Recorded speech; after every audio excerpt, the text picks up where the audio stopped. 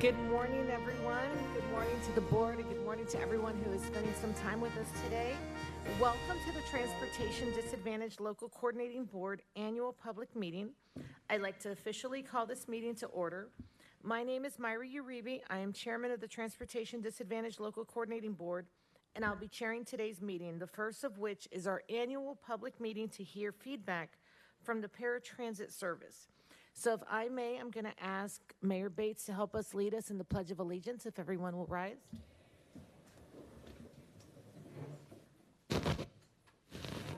pledge allegiance to the flag of the United States of America and to the republic for which it stands, one nation, under God, indivisible, with liberty and justice for all. Thank you.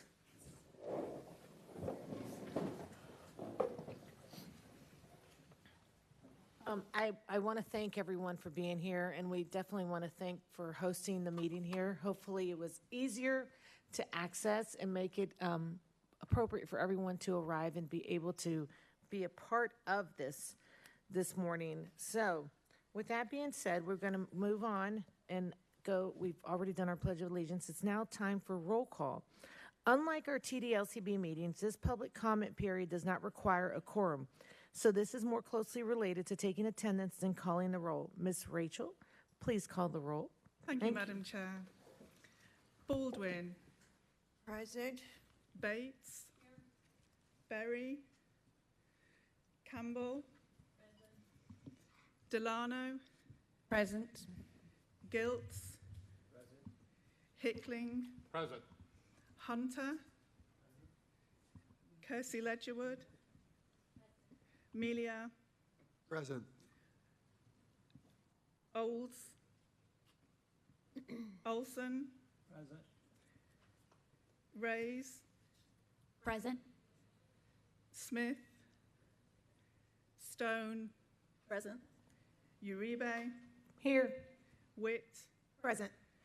Zubritsky. Present. Thank you. Thank you, Ms. Rachel. At this time, I'm going to be calling on Ms. Whittington to announce the purpose of today's public meeting. But again, I want to thank the board for being here, and it's such a robust board. So thank you, everyone, for making time for today. I want to thank the public because we all do this to be of service for you. We all have connection to the paratransit community. Most recently, we participated in the blind experience, which if anybody has ever done it, it is very, very good to do, to continue to represent and stand up for those that have limitations when it comes to transportation and mobility. And just know that everyone on this board cares about this community, from the staff at MetroPlan to all of the board members to our elected officials. Thank you for making your voice heard, and know that we are here to pronounce your voice, to stand up for you, and to continue to challenge you. As we move into the next portion of the meeting, I ask that everyone please be respectful of the time allocated. If you are here and you don't quite feel comfortable speaking, we will read your comments into the record, and we will have someone to assist you. Ms. Whittington, at this point, you are recognized to take over this portion of our meeting. Thank you. Good morning, everyone, and thank you, Madam Chair, and thank you, members, for being here this morning. Just one housekeeping with the microphones that you're using today. They are voice activated, so you don't need to touch anything today. Just begin speaking, and you will be fine. And today's events will begin with the annual public meeting, and it's going to conclude with the meeting of the Transportation Disadvantaged Local Coordinating Board.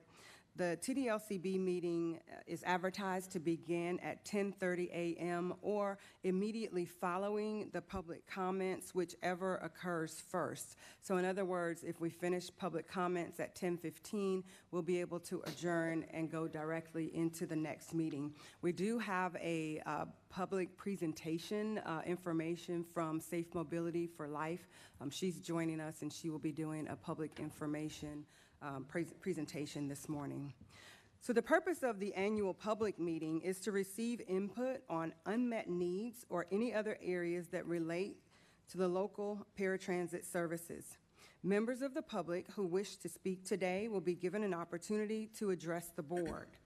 Today's meetings were advertised in the Orlando Sentinel and La Prensa newspapers through emails that were sent directly to Access Links TD writers with active email addresses on file with Links. Notices were posted on MetroPlan Orlando's and Links website, on social media platforms, and finally, a flyer advertising or announcing the date, time, and location of the meeting was posted on board each Access Links vehicle, as well as a message about the meeting added to the call hold recording. In addition to in-person comments and those who will be heard from remote attendees, we received written comments via email and voice messages that have been transcribed. Messages left on the phone were transcribed and added to the record of comments received. The LCB members, each of you have a copy of those comments at your places. You have the full transcript and the full emails that were sent. As we go through this public meeting, I will summarize or provide highlights from them for the record.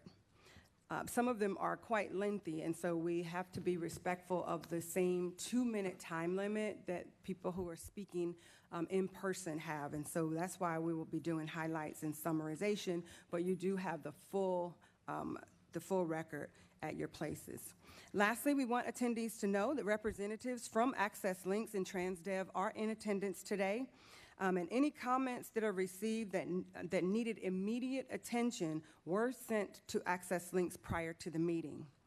We did receive a couple of comments that were related specifically to fixed route and not the TD paratransit, and so those two were sent directly to the Link staff. Again, the purpose of today's meeting is to hear from the public.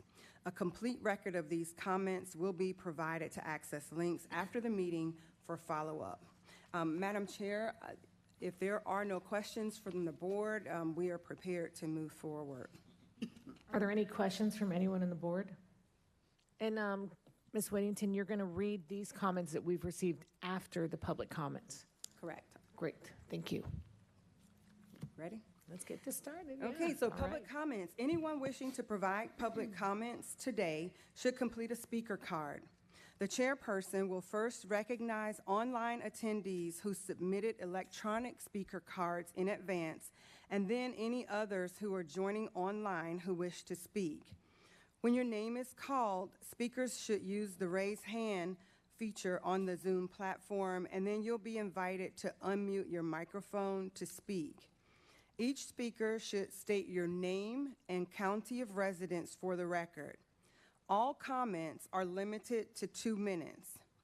After all online comments are received, the chair will invite in-person speakers who have completed speaker cards. Staff is available to assist you with completing your card if you have not done so already. And we have a microphone that will be brought to you if you choose to make your comments from your seat, but you are welcome to speak from the podium if you are more comfortable there. Again, each speaker is limited to 2 minutes. Once all in-person comments are heard, then I will highlight or summarize all of the written comments and phone messages. Madam Chair and board members, we are ready now to receive public comments, and Lisa is online to recognize any hands. We did not receive any speaker cards electronically for those who are online, so there may be some online who wish to speak that have not submitted cards yet. Thank you. I did have one question, Ms. Whittington. If we have anybody who speaks Spanish, we're willing to also take those comments in Spanish, correct? Yes. Yes, fantastic, okay, thank you. So if you want to start calling the order of speakers. I'm sure. Lisa, do you have anyone online who has their hand raised that would like to make a comment? We do not have any speaker cards here. First speaker that has his hand raised is Mr. Michael Lincoln. Mr. Lincoln? Good morning. Yes, can you hear me? Yes, can you hear me? Hello, can you hear me? Yes, we can hear you. Good morning. Good morning. Good morning, board. My name is Michael Lincoln McCray.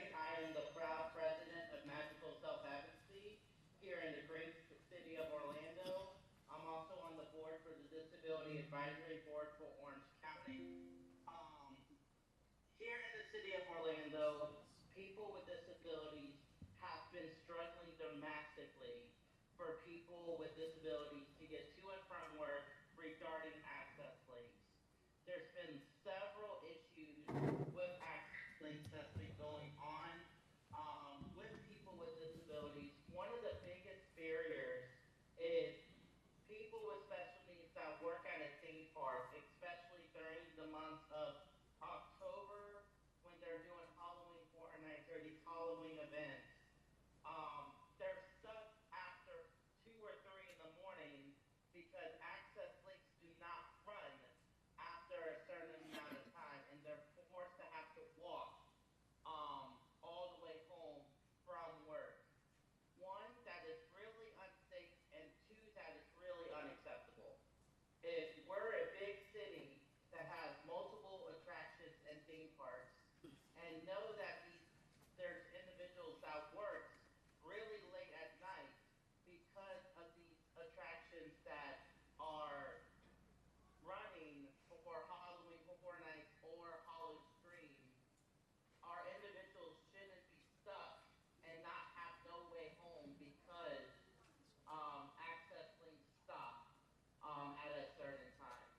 The other issues is sometimes they don't even come for almost 2 or 3 hours, which leaves our individuals out and on the street, which is extremely dangerous for our individuals. I know on some parts of I Drive, there's a lot of drug transactions that goes on the streets. There's been shootings. So Mr. Lincoln, please wrap up. That is your time. I apologize that we have to cut you off, but thank you so much. Lisa, is there another online?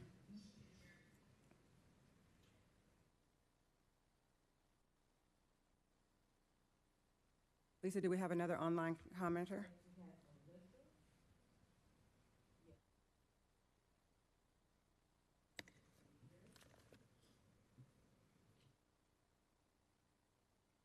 Miss Alyssa? Can you hear me? Okay, there we go. Okay, perfect. Yeah, so my biggest thing here is kind of going off of what you said, is if you need to work, dispatch should actually respect that. My husband was going to work yesterday, and he didn't get out of Montana until like 5 p.m. And he had to be at work at 4:30. So, that's the biggest thing. Another thing is making sure the bus has enough room for passengers. I had to wait for an hour for the bus to pick me up at one point, so that would be nice to have, is making sure that the bus actually has that capacity for your passengers before you send them out. Let's see. And then last thing is the GPSs on the buses need to be updated as well. That's another big issue that we have. Sitting on the bus for 3 to 4 hours sometimes because the GPS is not being updated, even though we're only allowed to be on there for 2 hours and just being on there for 4. And some drivers don't even stop to let people go to the restroom and things like that. So those are my 3 main issues. Thank you.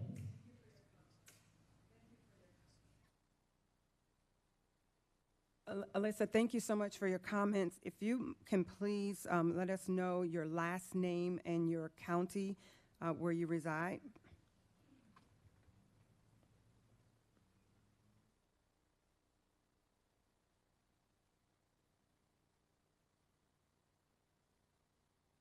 Alyssa, are you able to hear me?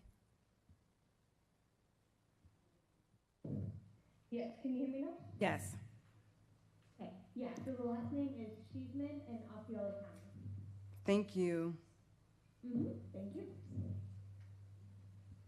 Lisa, is there another online, Lisa?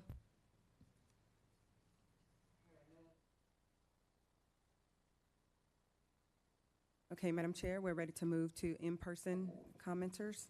Great. We have received 13 comment cards, and we will 14 comment cards. Thank you.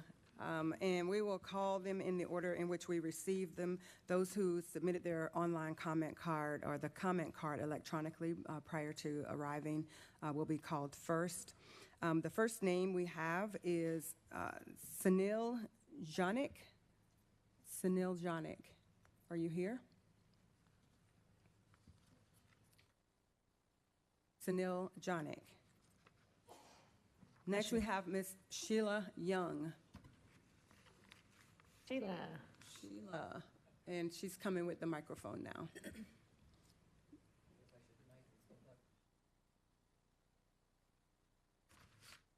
She's coming from your left there, Sheila. Sheila, you have 2 minutes. Can you hear me? Yeah, you can. Okay.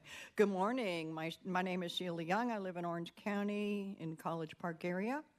And thank you, Madam Chair and the board, for listening to our comments. I am grateful for this service. I have had a wonderful experience over the past year. YouServe is amazing. The concern I have is we really need on-demand service. If you get up in the morning and your milk is sour, you've got to schedule a ride for tomorrow to go to the store to get milk, where one of you could get in your car, go pick up the milk, and come back home within 15 minutes. It would take us 2 to 3 hours. On-demand is available in Jacksonville, Broward County, Pinellas County, and Palm Tran.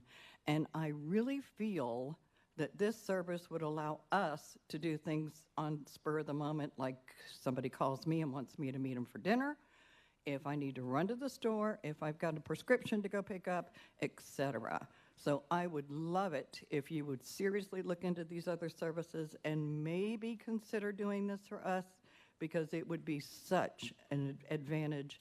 And without this service, just back to YouServe and what we're doing now with TransDev, we would be so isolated. So thank you for your service. Thank you, Ms. Sheila. Thank you, Ms. Young. Our next speaker is Ms. Marcia Bucala. Thank you for being here, Ms. Bucala.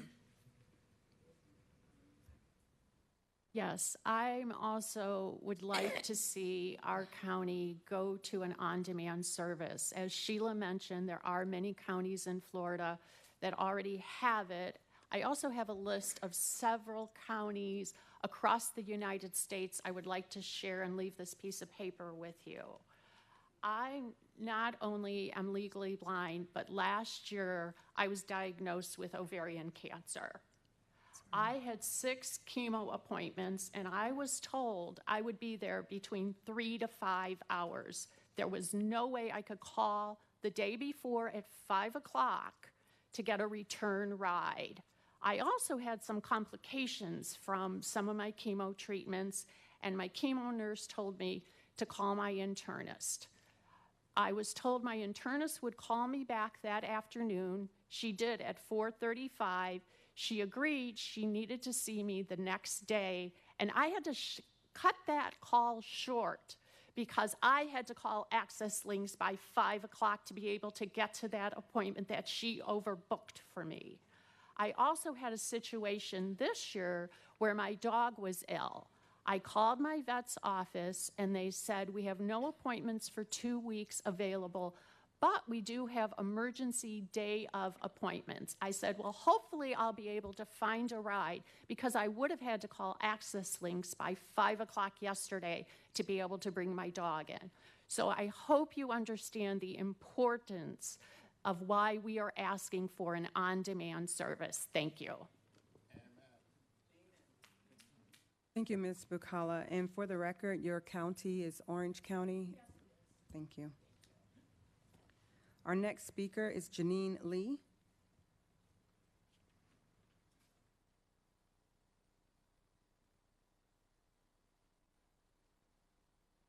Hello, my name is, let me take off my mask. My name is Janine Lee, and I live in Osceola County, and I thank you so much for having this service. I really appreciate the service when I don't have to take the bus U-Serve and I get a car, because sometimes the buses are very jarring. The vans are very tight, and the wheel, the covering for the wheel comes up against you, and it's very hot, and you just can't get comfortable in that. And if you sit in the back, sometimes when they step on the brake, you'll go forward. It's just not comfortable. So U-Serve and on-demand is really great. I love this service. I agree with my predecessors that an on-demand service would be great. Also, I think there needs to be some more accountability with our transportation. We are supposed to be ready between this time and this time, and it's a half an hour window that we have to wait, but sometimes you guys are late. The ride is late, and we have to be okay with it because, like they said, you have to book it 24 hours in advance. So if they're running 30 minutes late, we have to deal with it. If we're 5 minutes late, you leave, and then we get a no-show.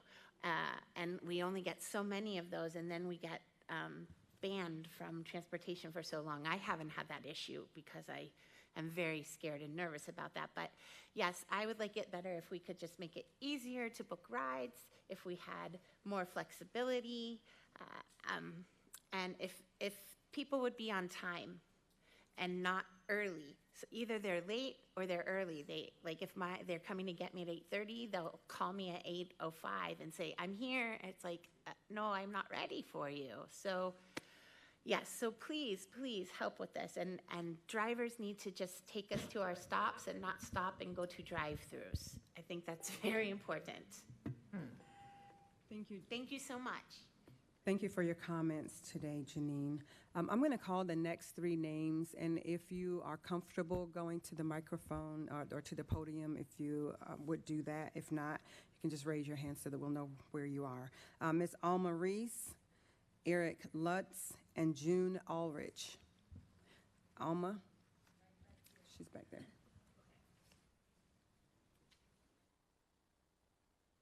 I'm on my way, Miss Alma. Oh, it's coming up. Slow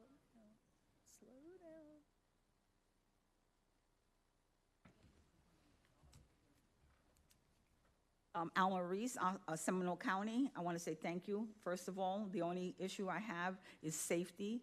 Some of the drivers do not properly secure the scooter. Most of the time, they're the newer ones. I think a lot of the drivers, especially the older ones, they're phenomenal. They know their job. They do a great job, and I want to say thank you to all of them. And that's it. Thank you. Thank you. Thank you very much. Eric, You want to take?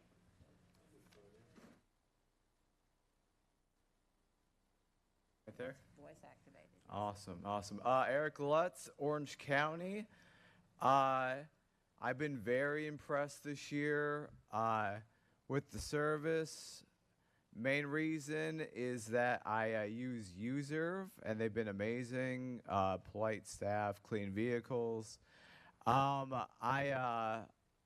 Also, whosever decision it was to extend their hours, I applaud you. As a 12-year veteran of this service, you don't know how much it means for me to get an efficient ride to my full-time job, plus my speaking engagements, plus my opportunities to support local Orlando businesses, AKA going out to eat. The only my concern is if for user of the app, once the car arrives, if you can make it where we could contact them directly instead of waiting for them to contact us first, so we have their number through the app, that would be good.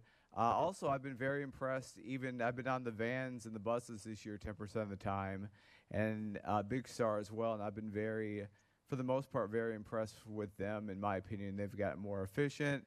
And I always like to do public positive shout-outs. So real quickly, positive shout-out for customer service for Sherman, Lizelle, Cilio, Angie, and Georgia. Nighttime customer service, gotta give shout-outs to Vicky and Michael. And then dispatch, Miss Cooper, Melissa, Jennifer, and Joan. That's going to be it for me. Thank you.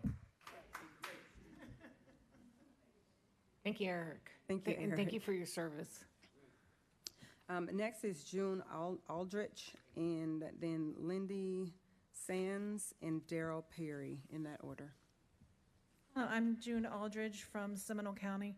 I'm here for my daughter, Christina. She's 25. She's on the spectrum, has seizure disorder. So she uses Access Links for all her transportation because I and my husband both work full-time. I'm sorry, I've never done this before. We appreciate that she can get around on her own, and she's high functioning, so she has a job and she can get around. But they are excessively late to work. I've got a list here of 8 dates in just the last month and a half that she has been 40 minutes, an hour late to work. She's on the verge of losing her job because she's late so much.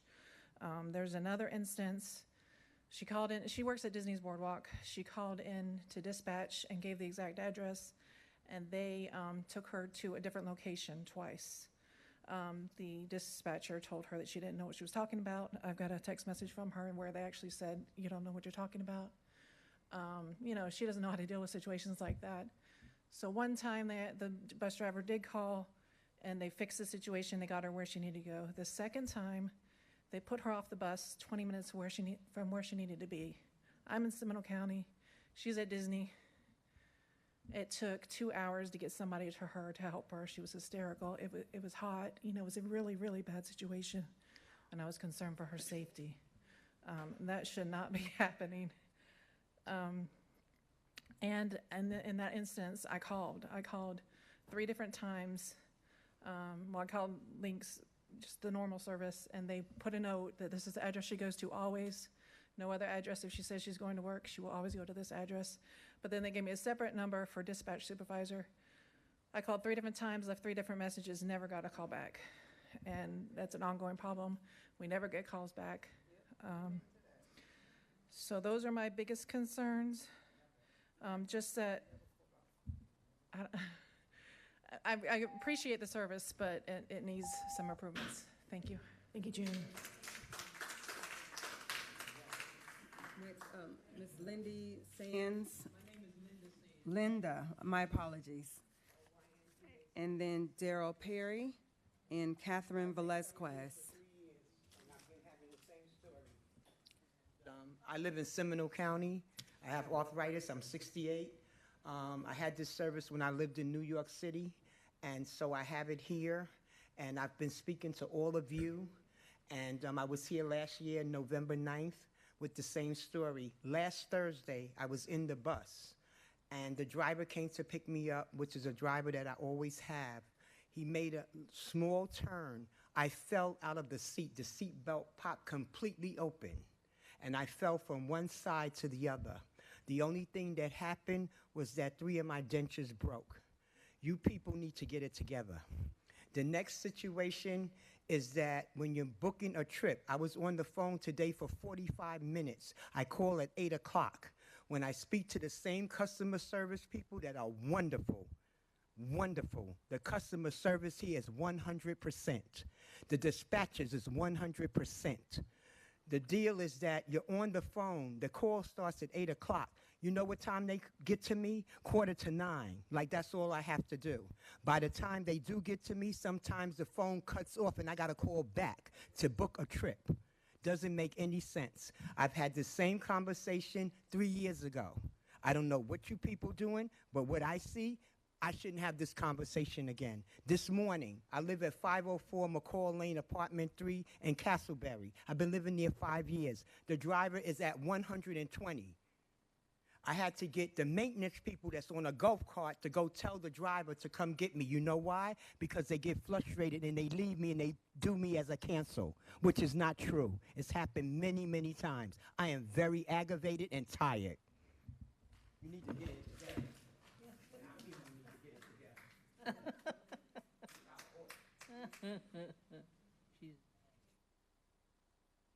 Thank you, Ms. Sands. Next is Daryl Perry, Catherine Velazquez, and Loxley Cameron. Thank the board for having this meeting.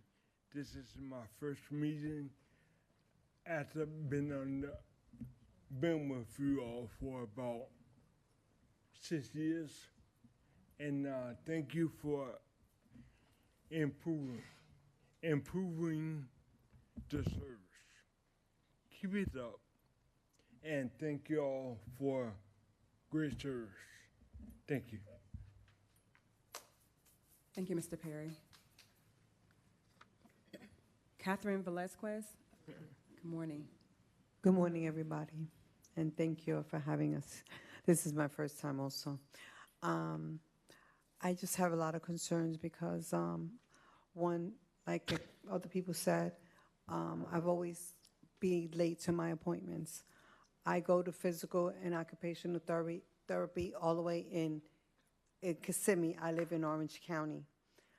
Sometimes the bus driver gets to me. They're supposed to pick me up from 8:30 to 9. Sometimes the drivers don't get till 9:15.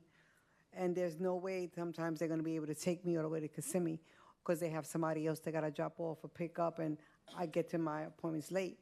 I have to pay for those appointments. Whether I get there an hour or I get there 45 minutes, they still charge me the same amount of money, is what you people don't understand. And that comes out of my pocket. I pay for my own transportation out of my pocket. Also, you guys are late. If we're late, like everybody said, we get penalized for it, and that's not fair because some of us have disability and there's some of us can't make it and be up at a certain time and move as fast as other people can move. We can only get there. And so I'm the type of person, I don't like to be late. I'm sitting outside sometimes in front of my house waiting for an hour because nobody shows up. And then they don't call you, they don't tell you nothing. That's not right, okay? I mean, we're humans just like everybody else, and the disability people always get pushed to the side. Your buses, y'all gotta fix those buses. They're so unsafe. Those belts are unsafe. They're dirty. They're unsanitized. Then they're just horrible. And we in wheelchairs, we need to be comfortable, and we can't sit in the bus for 3 hours. You driving us all the way around town is unfair. And you guys need to work harder, not smart. You could work smarter, not harder, and do drives by sections instead of having these bus drivers travel from the east side to the west side to the north side. It's crazy. Y'all don't think about other people's feelings and what they go through? Thank you for listening to me, and I appreciate it. Have a great day. Thank you for being here, and thank you for your comments today. Loxley Cameron, Janetta Batts, and then Felicia Bristol, in that order. Thanks. Good morning. My name is Loxley Cameron, and I live in Orange County, Winter Garden. My issue is that I call in a couple of times and make complaint and suggestion, but sometimes you don't see nothing. You don't hear about nothing about the complaint or suggestion.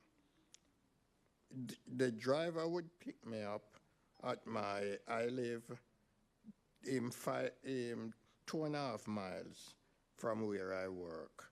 And the driver would pick me up, take me to pick someone else up, and take me 10 miles away from where I am living, and go and would pick somebody else up.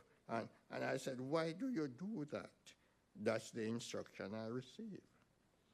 What I also think is that the drivers, they need lots of behavioral training. Some of them are very rude, very discourteous. They don't treat us like somebody. I was talking to a driver the other day. I said, make a turn here. And he ignores. And I said, why are you? And then I assert that I'm an intelligent person. I know what I'm saying. I have a master's degree. I have this. And when I said that, that's when he started to respond. And I said, why do I have to tell who I am before I'm being treated with respect? A driver was telling me the other day that they have to tell the people don't treat the passenger like baggage. They come and they pick you up and they drop you, and you cannot make a suggestion or anything. Mr. Cameron, thank you so much. We appreciate your comments. That is your time. Ms. Jonetta Batts, Felicia Bristol, and Deletti.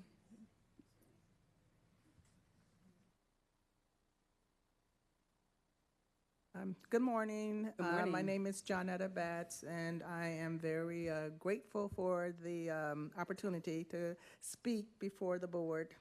My concern is that I had a medical emergency and was unable to contact Lynx to let them know. I had scheduled an appointment for that day, but I was admitted into the hospital and was unable to call to cancel the scheduled trip.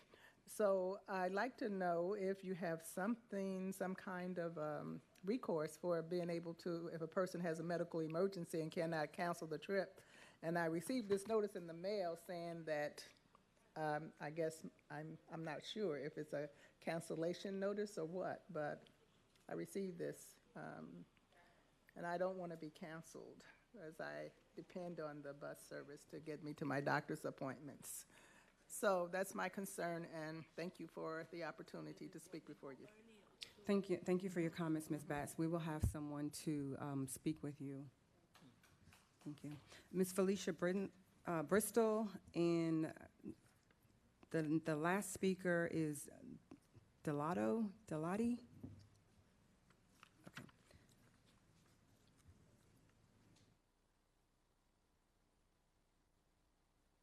Okay. Thank you for being here, Ms. Bristol. If you will state your name and county of residence. My name is Felicia Bristol, and I'm Orange County resident. The issue that I have is that the long waits, and also I have medical doctor's appointments, and also being to work late. Also, with the medical doctor's appointments, there has been issues where I've had to cancel. And then there was also where I've had surgery canceled because of Access Links being late. Physical therapy, late. The long waits. Also, when you have to wait 2 and 3 hours,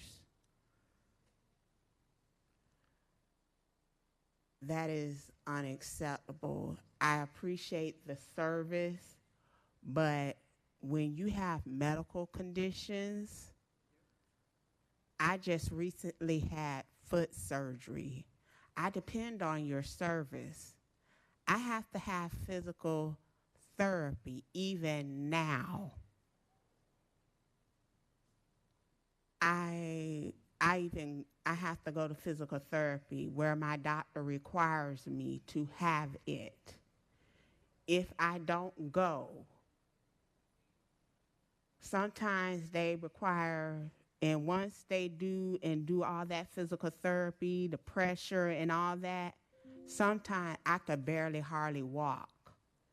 And when you do all that, that's not good. But thank you for your time. Thank you for being here, Ms. Bristol, and for your comments. Our final speaker is Dipti. My apologies. Thank you. Your name and county of residence for the record, please. My name is Dipti Holland. I am in the Orange County as well as in the Seminole County on the border. My request is for sometimes I have a multiple rides, and that's why if we miss one ride, then we have to suffer for the whole ride, especially the first. So is it possible to give a will call for the first ride, or we can get any other option for that so that we can reach on time our appointments and everything. And second is my airport timing schedule means if we are going, we have to book a day before, then it's after 12 o'clock, 12 to 5 something. What is that? I don't know about that exactly. And thank you very much for your wonderful service, and I appreciate all drivers, dispatch office, supervisor, and all wonderful staff. Thank you very much. Thank you. Thank you again. And staff is here, and they will speak with you. Madam Chair, that is the final in-person comment. Not sure if you wanted to make some comments before I move into the written comments that we received. What? To be efficient with our time, we'll let you do the written comments, and just in case if there's anyone in the board that needed a clarification or a question, we'll open it up at that time. But I'll let Ms. Virginia kind of finish all the public comments at this time. Thank you. Okay. All right. Thank you so much, Madam Chair. The first commenter's name is Richard Precourt. Expressed appreciation for Access Links and the improvements that have been made since partnering with UServe. Concerned with the communication process regarding ETAs, suggests that a direct access be given to the UServe Rider app. Would also like to see improvements in the technology that pinpoints a rider's location for pickup. Finally, the customer service is also inconsistent. Some ETA representatives have been unclear or unpleasant, and phone time wait times are excessively long. He did want to emphasize that the UServe drivers have been exceptional and friendly, and it is the communication system that makes it difficult or hard. Next commenter, Willie May. The service that I've received is very courteous, professional, and the best of the best drivers. I appreciate and thank you. Michelle Roberts. I'm a recipient of Access Links, have a disability with restrictions. There is a known document that substantiates the fact that I need a ride with UServe, and she feels that she's received threats from some of the employees regarding this issue. She appreciates Access Links, their great customer service, and looks forward to moving forward with that provider. The next comment is Rowana Backus. Access Links is a great service. I appreciate the fact that all of the drivers have been very helpful to me. They often ask if I need help with my seatbelt or putting down my backpack. Next commenter, Joel Cohen. I can't say enough on Access Links, either their service or their drivers. They are all superb. They've given me one thing, they've given freedom. I can't medically drive anymore. Without them, I would be a prisoner in my own home. I am 83 years old. They're a godsend and a blessing. I can't say enough for that service. I hope they continue for many years to come. Next commenter, Helen Varnell. The only problem I have with Access Links is the amount of time you have to hold when calling in. It's usually 30 to 45 minutes. Occasionally it's less than that, but usually 30 to 45 minutes. The drivers are absolutely wonderful. They come out, they are very helpful, they are very kind. I really appreciate the rides. The next commenter is a translation from Spanish to English. I am very satisfied with the service of Access Links. The next commenter is, that was Chantal DeWallace. Next commenter, June Haygood. Access Links allows me to keep my independence and not rely on friends. Her concerns are with the extended hold time when calling to check the status of the ride, and the GPS system, and there was some confusion with fees for zones within trips that she recently took. There was an increase from $4 to $7, and she did not understand that. Next commenter, Nadia Lopez. I'm very grateful for you guys for this service that you're providing to the elderly and the disabled. She's been a rider for many, many years. Her concern is that she's been picked up late and that when she gets to an appointment, it was unintelligible, it comes as a no-show. So she's concerned with being marked a no-show when she arrives at, if she's late for her ride. The next commenter, Janet Leto. Her daughter has developmental disabilities and uses transportation to get to work and appointments. It's been difficult at times to schedule rides. The wait times are better, but you can still be on hold for 5 to 10 minutes. There have been many times that the buses arrive half hour to an hour late. We've needed to schedule her pickup for an hour to an hour and a half before her job start time to avoid her getting to work late. There's been times that the buses was in the area of her daughter's house, but drove past her house to drop someone else off first, which meant an extra hour on instead of just dropping her off and proceeding to the next. Next commenter is Wanda Busley. My concerns are when calling about delays, they always have excuses. A courtesy call would be appreciated to advise if a ride is running late. A rider can lose privileges if we miss our rides, but what happens when access links are the problem? I've complained many times about my son being late at his destination. I've never heard back. GPS is old, takes drivers the long way. Whenever I call, it takes so long for someone to answer. I hope these comments are heard and changes are made. Next commenter, Matthew Jaworski. I use Access Links for my transportation needs. I know things cannot be perfect, but a lot of people have similar complaints. I get dropped off late. I'm blind. I go to Lighthouse Orlando several times a month. When I'm getting my return ride, it has taken anywhere from an hour to up to 3 hours. I've been asked if I'm going home. I do some work from home. I have appointments, but I have been treated like garbage when I complained. This is not just me. Several people from Lighthouse have stated the same thing. I do not know if you will respond to this, but I hope it can be addressed. Next commenter, A.G. Cepeda. I refer to a specific complaint that I submitted to Access Links in October regarding an incident involving my father, who is a client. I have not received a response yet and would look forward to hearing back from someone.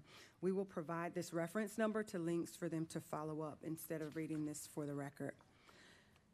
Next commenter, Donald Jones. I just wanted to leave a comment and say how great your service is for me since I've been using it. I'm handicapped and I use a walker. The drivers have always been good to me. I only have had maybe one incident where one wasn't good for me, but I thank you very much for your service. I hope you'll continue to provide it for people like myself. Thank you very much.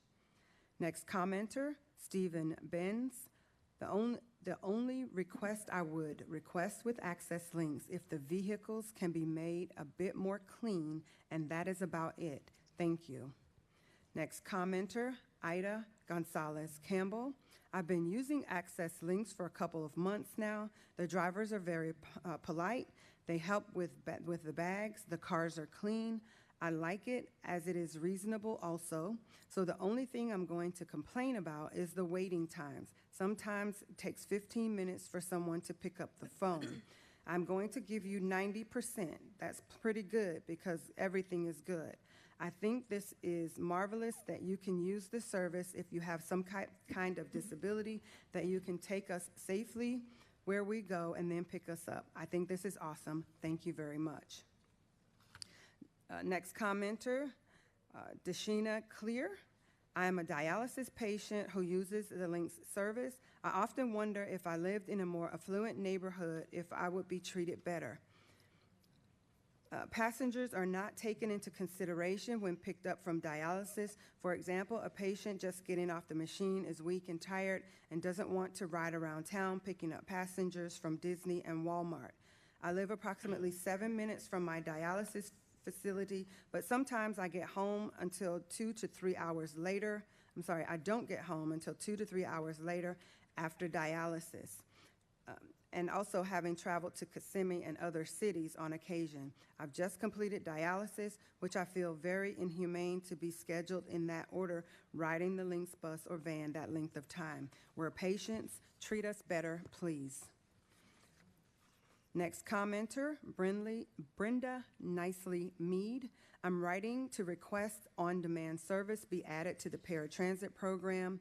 I recently lived in Richmond, Virginia. They offered on-demand paratransit programs such as USERV as part of their paratransit service. The on-demand service is so very appreciated for several reasons.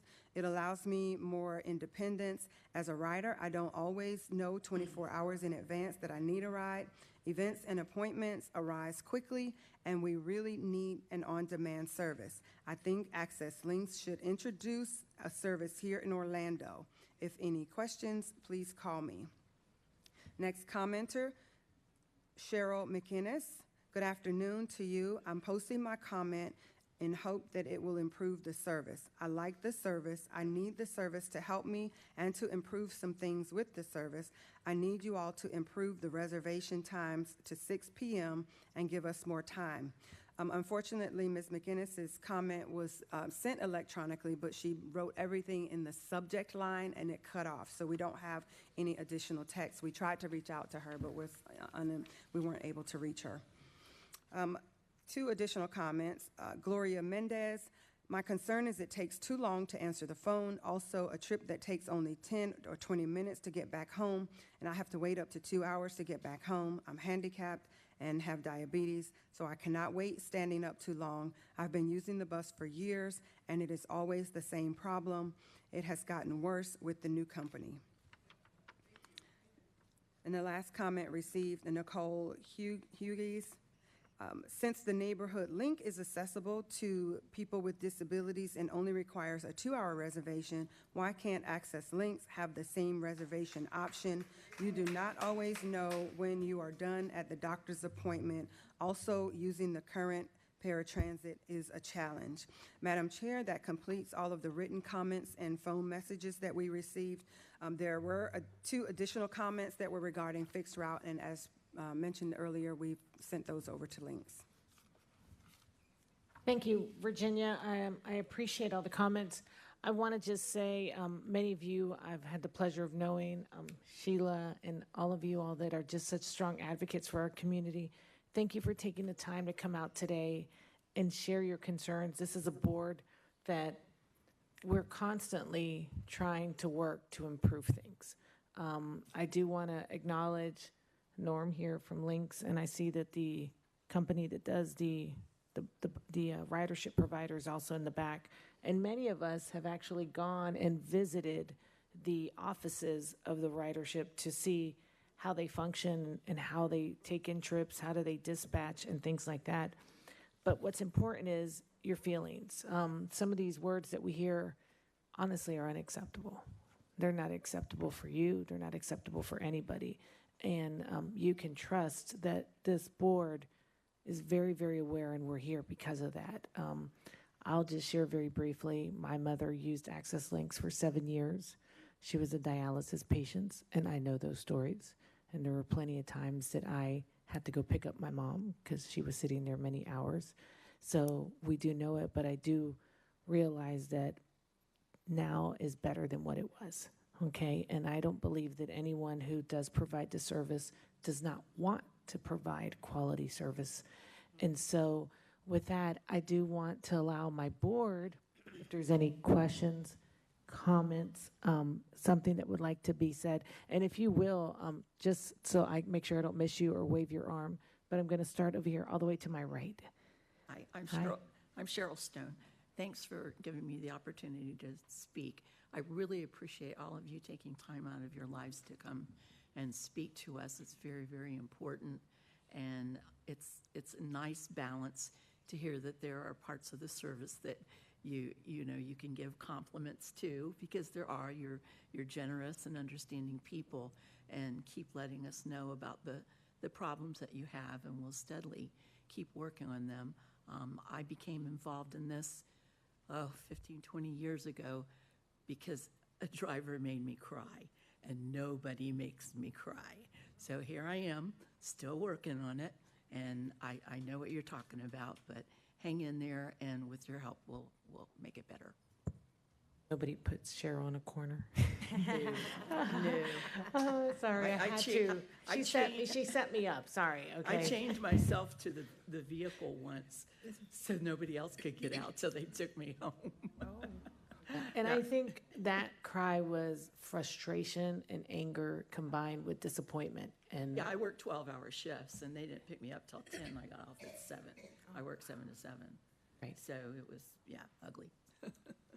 do we have any other comments? Did you want to say anything? Oh, it's always hard being the second person, you know. All the good information is, you know, is already gone. So, but no, you know, as a rider, I understand some of the frustrations. It's not a perfect service, but I will tell you, riding 5 or 6 days a week, round trips, that most of the people involved with our transportation programs do really care. And again, it's not a perfect system, and some people have bad days, and sometimes there are accidents on many of the highways at the same time. But we do understand, and we are trying to make things better. Anybody else here on the right that wanted to? My board usually is so silent, so I'm excited that they are, they may want to have an opportunity, because I think, like I said, we all serve here because we care about this community, and everyone here on this board is committed to this. Is there anyone I welcome? Yes, sir. My name is Calvin Smith. I work with the Agency for Healthcare Administration, and I hear these stories every day. And believe me, we are working on these issues, and Links will, you know, kind of fix and help out with whatever issues you all are facing. So just trust that it is being worked on, and we do hear you.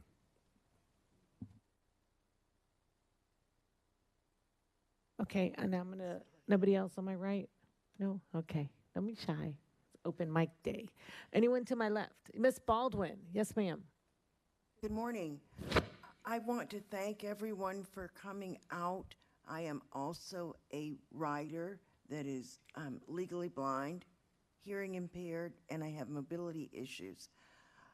I use the service for medical appointments and community meetings, so I understand the frustration that you have.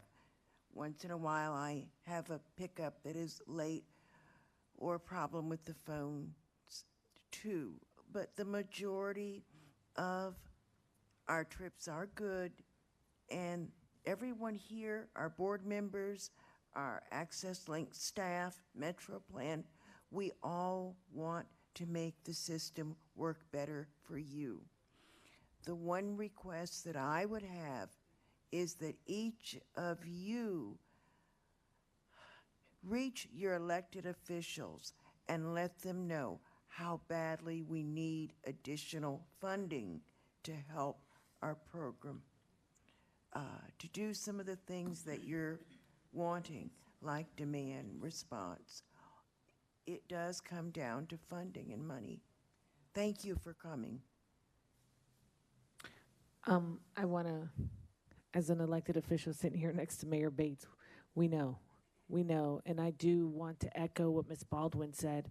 Let your commissioner know at the city, at the county, let that voice be heard. The voice is heard here, and we are advocates, but absolutely, we need you all to continue to advocate for more funding, for more services. I want to move on. Anyone else? Did you want to say anything? Good morning, everyone.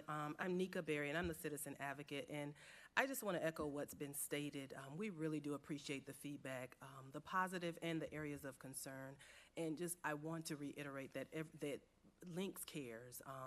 I've heard the term quite a bit today that many are felt as though they don't, but they really work really hard, and as a board, we really work hard to try to improve the system. They really do care. Unfortunately, there are some situations that you just don't have control over, but we do appreciate you bringing it to our attention, and just to reassure you that we're going to work our best to try to resolve some of the issues. And just keep in mind, nothing happens overnight. It's a process. And everything that Ms. Baldwin stated regarding reaching out to your elected officials, it's a process to resolve some of your issues. But for the most part, things are going really well. We appreciate that, and we really do appreciate your feedback. Thank you. Anyone else to the left here? I want to echo, Lynx does care. When I got on this board, Norm Hinkling had hair, and he doesn't anymore. I love to give him a hard time, so if you guys ever come to the meetings, I always do give him a hard time, and he looks forward to it. Anything else? Ms. Charlotte, anything? No? Okay. So we do have one more presentation that we're going to hear. I think in the future we need to set more time aside, because I think last year we almost went 2 hours on public comments, right, Mayor? But we didn't want to rush you, even though she said 10 to 10:30. This is your time to be heard, to be seen. And like I said, find out your local city commissioner, if you live in a city, your county commissioner, all the way up. They need to know that there is a group of people who are very concerned and need more access to services. So with that being said, we're going to move on to Ms. Holly, who has a presentation for us. Holly, you are recognized. Thank you. Well, hello. I am Gail Hawley, and I work for the Florida Department of Transportation up in Tallahassee. And I've been doing this program now for 20 years. But more importantly, I've been a caregiver. My daughter is in a wheelchair for over 30 years. So I never thought I would say that in a presentation, but it was so fitting here because I do understand both sides. And so I really hope that you hear some of the resources and the information that I'm going to be sharing comes from that. And, you know, not just for myself, but, you know, I'm really fortunate to be working with some amazing people that really feel the same way. So next slide, please. We'll just jump right in. Okay, so a little bit about, I should tell the title. I'm here to talk about our Safe Mobility for Life program. And what is Safe Mobility for Life? It is actually a program in the Florida Department of Transportation. I will. I'm talking about Safe Mobility for Life, and on the slide itself, it has the logos of some of the organizations that are part of our coalition. So we have the Florida Department of Transportation, and then we actually partnered with the Pepper Institute on Aging and Public Policy at Florida State University. And together we formed this statewide coalition. It's filled with, there's a lot of logos on there. There's representing folks from healthcare, from transportation. We have AARP on there. We have the MetroPlan, the Metropolitan Planning Organization, which MetroPlan is part of, or Plan or Large is part of. There's a lot of different groups on here representing, just like I said, healthcare, licensing, transportation, and we have the Commission for Transportation Disadvantaged is on our coalition as well as the Florida Public Transportation Association. So all together, we are working to improve the safety, access, and mobility of our aging population. But I will say that what we do and our focus is on aging, it helps everyone, and I'll show you a little bit more about that. Next slide. So our goal is actually, there's a logo on the screen of our Target Zero, which is Florida's goal to eliminate fatalities and serious injuries for Florida's aging road users, but while maintaining safe mobility and connection to the community. So let me just tell you, when we say what an aging road user, we describe it as anyone over the age of 50. We do have a special emphasis on 65, but it's not just drivers. It is passengers, it is paratransit riders, transit riders, pedestrians, bicyclists, even motorcyclists. So that is who we're all trying to address. We really want to make sure that we meet everybody's needs by keeping everybody safe. Next slide. So I'm not sure if you know, but addressing the transportation needs of Florida's aging road users really does help everyone. And on the next slide, I'm going to prove it to you guys. So the proof is actually on the roadway itself. So on this slide, there's some pictures of different things that you see out on the roadway. You see high emphasis crosswalks. You see advanced street name signs and larger lettering. You see wider pavement markings and more warning signs. And that actually, the department has been working on this since the 1990s. And those things were actually put on the road and committed to the safety and how to plan for transportation for an aging society. So not everyone sees the connection between the two, but it's kind of cool that you go, that's on the roadway now, but that came from our program. So we're trying to continue and doing that in the mobility field as well. So on the next slide. So the pictures are of a car driving down the road with wider pavement markings, some advanced street name signs that say like a street name and next signal, and then also like a crosswalk.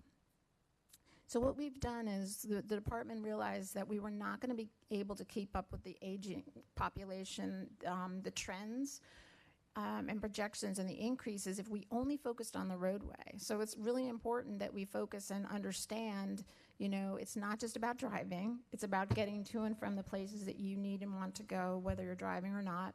So we really, Safe Mobility for Life created this message where we want to empower everyone to hold the keys, that you hold the keys to your own transportation future. And we want people to understand the impact that aging does have on driving, to be proactive about safe driving skills, and then also to help plan for a safe transition. Next slide. And we also promote mobility independence. And so this is something where we want everyone to stay safe, mobile, and connected to your communities using all different types of modes, not counting on one mode in particular to get you to and from the places you need to go. And so it's also learning transportation options beyond the personal vehicle.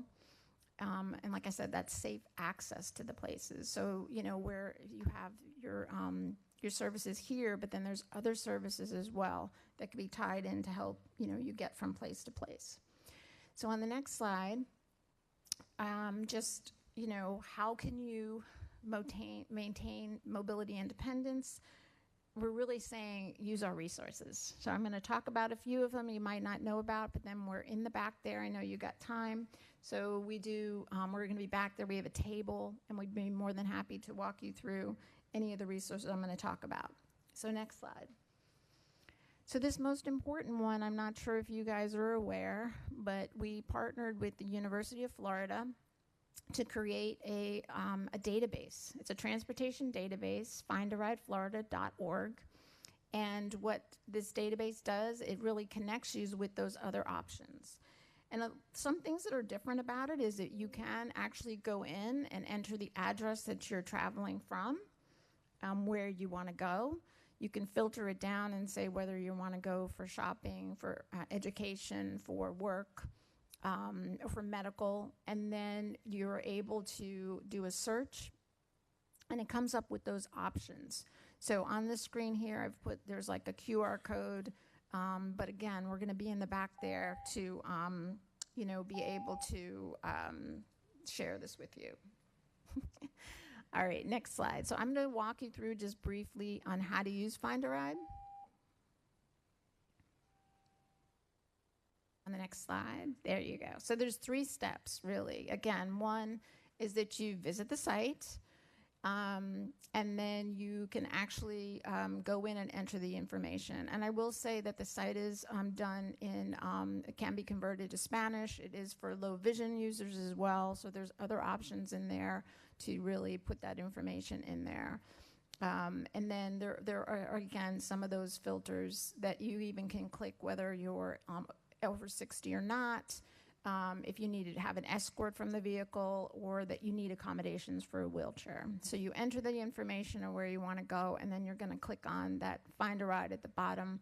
And then on the next slide is going to be step 2, where it's going to really give you, let you browse and understand your results. Be able to go in there and see, based on the criteria of where you want to go, what is available to you.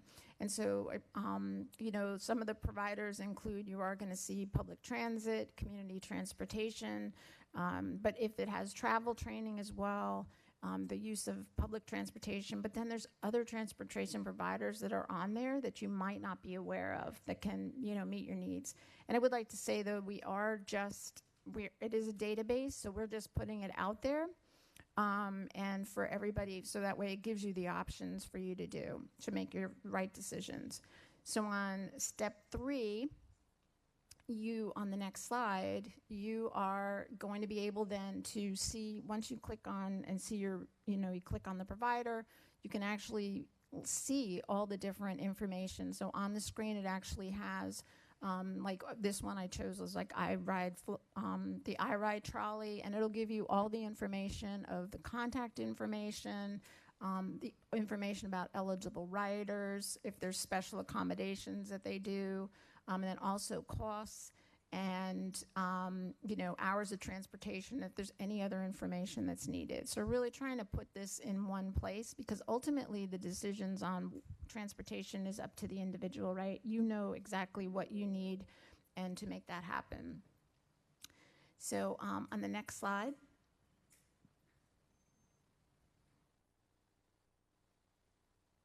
All right, so for there we have resources on how to use it, right? Because that's the most important thing. Is I can show you here and say click here and do this, but we do have educational tip cards. We're really trying to make sure we show people again how to use it.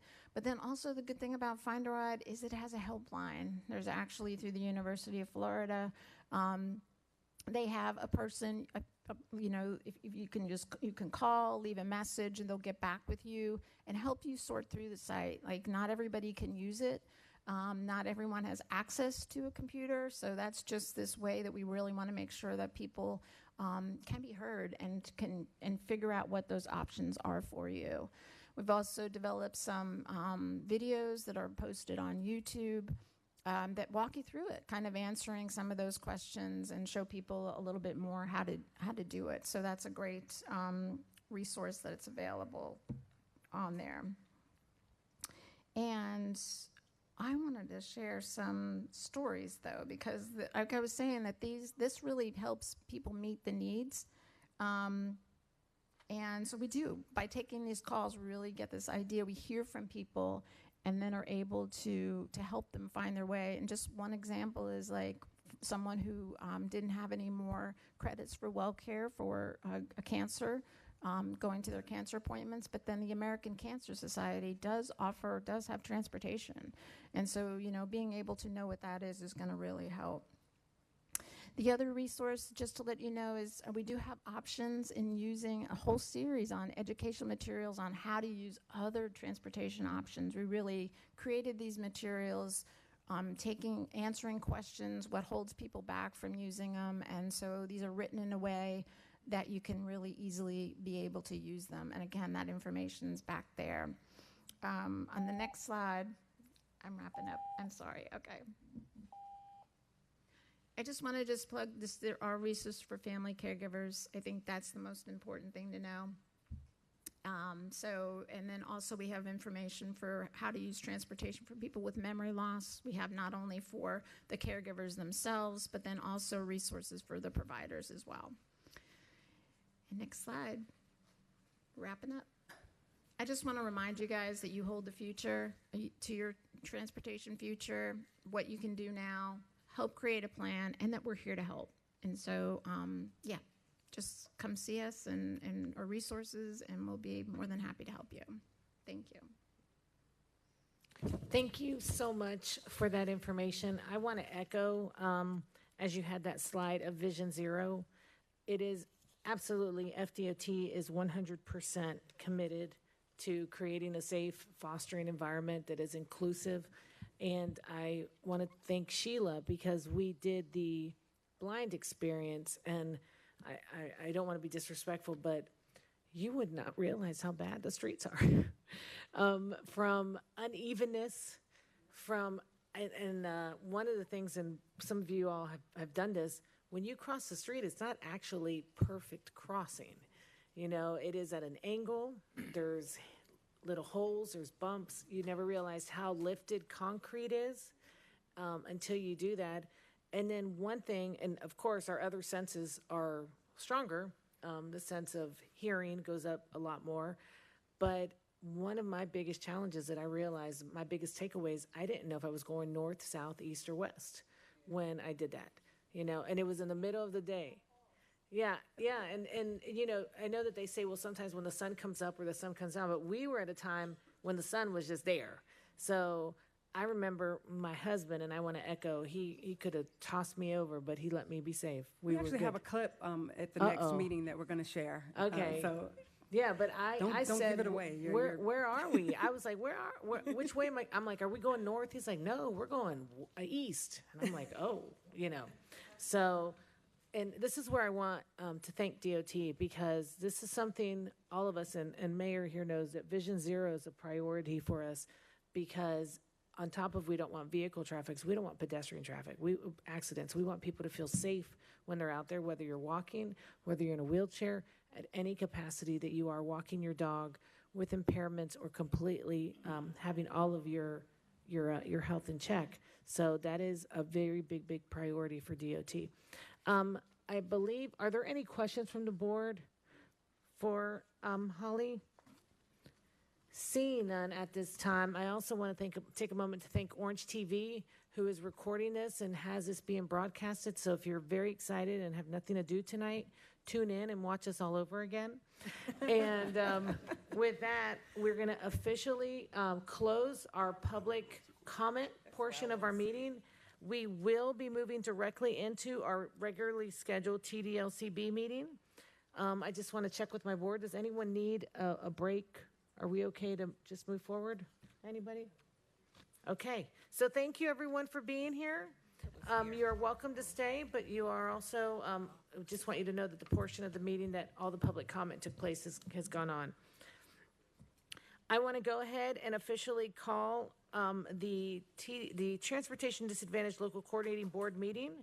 Thank you very much. And I want to call the meeting to order. My name again is Myra Uribe. I'm chairperson of the LSB. We're going to move forward, since we've already done the Pledge of Allegiance, and move forward again. I want to thank everyone. I just had a few little announcements. I want to call Miss Berry with our QATF report to give some comment. Okay. Thank you. Good morning again, everyone. Nika Berry. I'm the chair for the Quality Assurance Task Force. Our team met October 29th. Action items for us included approval of our 2025 QATF meeting schedule. We also reviewed and recommended approval of the annual expenditure report and the annual operating report. We did review applications to fill vacancies on the TDLCB. Madam Chair, our recommendations are presented as part of the agenda today. Would you like for me to present them now, or wait until we reach that point in the agenda? You know what? Let's wait. Let's go on and go with our agenda. Go ahead. Okay, so we'll wait for that. We did have presentations, which included the CTC update from Mr. Norm Hickling. We'll hear later today. And then our next meeting is scheduled for January 28th, 2025, and this concludes my report. Thank you very much. Thank you for your report. Moving on, I want to say thank you to everyone who participated in the blind experience on October 30th. Staff has a short video clip to share from us with the event, and I guess now we're ready. I'm a little hesitant, but everybody tune in. Now we're getting ready to transition to the blind experience.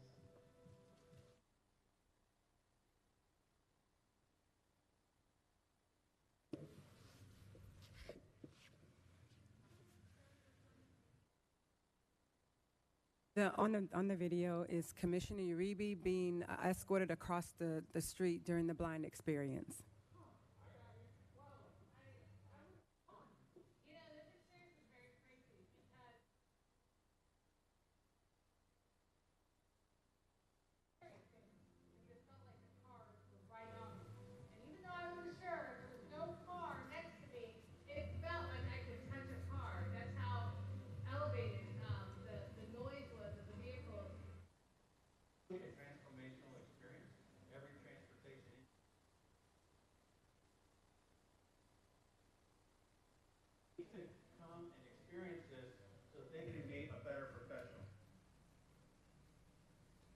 Okay, so I'm going to describe a little. I would have fallen if if my husband wasn't there, and this is where I talk about the road and how uneven it is, and he was being very descriptive. It was an awakening. It was just very surreal. We've done this a couple times in different areas of town. I think the first year we did it on Gore and Orange Avenue, then we did down by City Hall, and then this year we were on Orange Blossom Trail, and I believe Church was it Church? South Street. South Street and Orange Blossom Trail. And I got to tell you, a lot of the cars, and mind you, there were police cars on the road because we were doing this, and it didn't matter. Cars were going. And so if you can imagine, you see, normally all of us, if we're driving, we see police cars, we take our foot off the gas, hopefully, and we're extra cautious. And it was insane how much the cars were just still like there was nothing. And seeing a group of people blindfolded on the street. So clearly there was something going on. So when we talk about being seen and being heard and being understood, this is just a reiteration of it takes not only, the drivers, they've got to learn and be more sympathetic and empathetic, and also the people who are walking have to feel safe. So that was a little bit experience. So thank you guys all. All right. We want to thank our partners, the Florida Department of Transportation, Links, the National Federation of the Blind Central Florida chapter, as well as the Greater Orlando Council of the Blind, Lighthouse Central Florida, Bike Walk Central Florida, the City of Orlando, and OPD. I'd also like to recognize staff for serving on the planning team, Ms. Whittington and Sarah Larson. I certainly want to recognize Ms. Sheila Young and Ms. Marilyn Baldwin, who helped plan the event. Marilyn, would you like to share anything from the event? I just think that it was a wonderful opportunity to have our law enforcement present. The location was wonderful, and it is a learning experience for our community because it is amazing to me how many riders are not aware of the Florida white cane law, which requires that motorists yield the wider way to blind and mobility impaired pedestrians. So thank you to MetroPlan and FDOT, all of our sponsors, for their assistance. Thank you, Ms. Baldwin. I also want to acknowledge one thing very good that we had this year is we had media there from the Hispanic television stations. And I think this was the first time, Virginia, that we had them participate. And they were actually doing stories on individuals that are disabled and have to maneuver in this community in Spanish, who are not familiar with the English language. So I commended the news stations for being there and making sure this was front and center attention for all communities. Inclusivity is everyone. So thank you, Ms. Baldwin. It was great to share that moment with you also. At this time, I'm going to go ahead and move over to Ms. Berry with the report from the Quality Assurance Task Force. Ms. Berry, you're recognized. Yeah, she gave her report. You Yeah. did the whole thing? Okay, she was so efficient. She is done. And now we're going to thank her one more time. And Ms. Whittington, you are up for agenda review and announcements. Okay, Madam Chair and members, thank you again for being here today, and thank you all who stayed over for this meeting. There's some really important information that we want to ensure that you get. I want to say thank you to TransDev, who is our food sponsor for today, before I forget to do that. And also, once again, to thank everyone who participated in the blind experience. Madam Chair and members, we did have a staff change at MetroPlan Orlando. Cynthia Lambert is no longer with MetroPlan Orlando. She's decided to take a period of personal reflection before she decides what she wants to do next. And we were sad to see her go, but we did wish her well in her decision. But we're grateful today that Marianne Horn, and just before you say her name, she walks in the room, right? Marianne has been promoted to Public Information Manager at MetroPlan Orlando. Marianne she's been with us a little more than 12 years. She worked very, very closely with Cynthia. And we were just delighted to be able to promote her from within, and we are sure that she will continue to help our organization be held up as a model throughout the state. And speaking of being held up, this board received the Commission for Transportation Disadvantaged 2024 Designated Planning Agency of the Year Award. So we're really excited that we were recognized as a planning agency and planner that goes beyond the scope of their work to support the Transportation Disadvantaged program by exceeding their scope in assisting transportation disadvantaged citizens. So we thank you for being the best board in the state, and we hope that at the end of the meeting that we will be able to take a picture with all of us together. And speaking of recognitions, at our May meeting, I believe it was, either May or August, Marilyn Baldwin suggested that we recognize some Access Links employees. It's this time of the year that we do hear some of the challenges that the riders have, but we do realize that Access Links does have a team that works very, very hard to make sure that there is a quality of service and that they do treat people as best they can. And we have some employees that we want to recognize for the length of time that they have been serving in this role and the community that they've served. And so at this time, I'm going to invite Joey Hogan, if he will come forward, and he's going to recognize these 4 employees. And once he presents the award, we're going to have the employee come and stand between Commissioner Uribe and Ms. Berry. And we'll have the chair, vice chair, if you will stand, Ms. Berry as the chair of the Quality Assurance Task Force, and Ms. Baldwin, if you will stand, they will stand in between you, and we'll get a picture that way of each of the employees as they come forward. And with that, Joey. I have Alicia Cross, who 22 years. Alicia Cross. She is an Access Links driver. She will come forward. Come on, and she's a pickle. We had the pleasure of meeting her. She keeps everything in check. I think it's really cool. When we talk about this, Alicia starts her route every day at 1:45 in the morning. Wow. So when we're all just hitting that, so my team and everybody involved here is so special. While we're sleeping and everything, they're out there doing it. She might be ready for bed now. Oh, she is. Thank you. And next is, as she's getting her photo, Rafael Ortiz, also a Links driver, Access Links driver, 22 years. Mr. Ortiz, if you will come over to here. Yeah.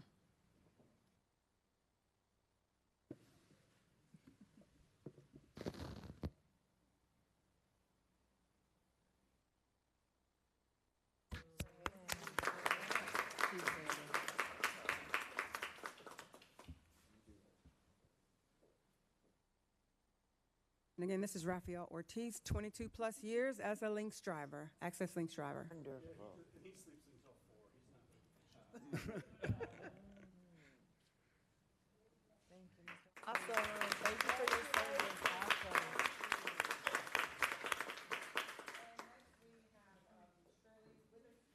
Come on, Shirley. Shirley Witherspoon, dispatch manager, 22 plus years. Shirley.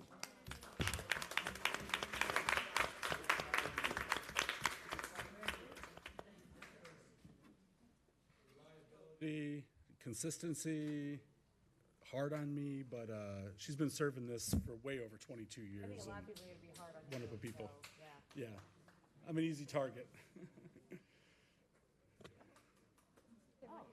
You're in the middle. Congratulations. Congratulations, Ms. Baldwin. Oh, Ms. Baldwin. Thank you. Thank you.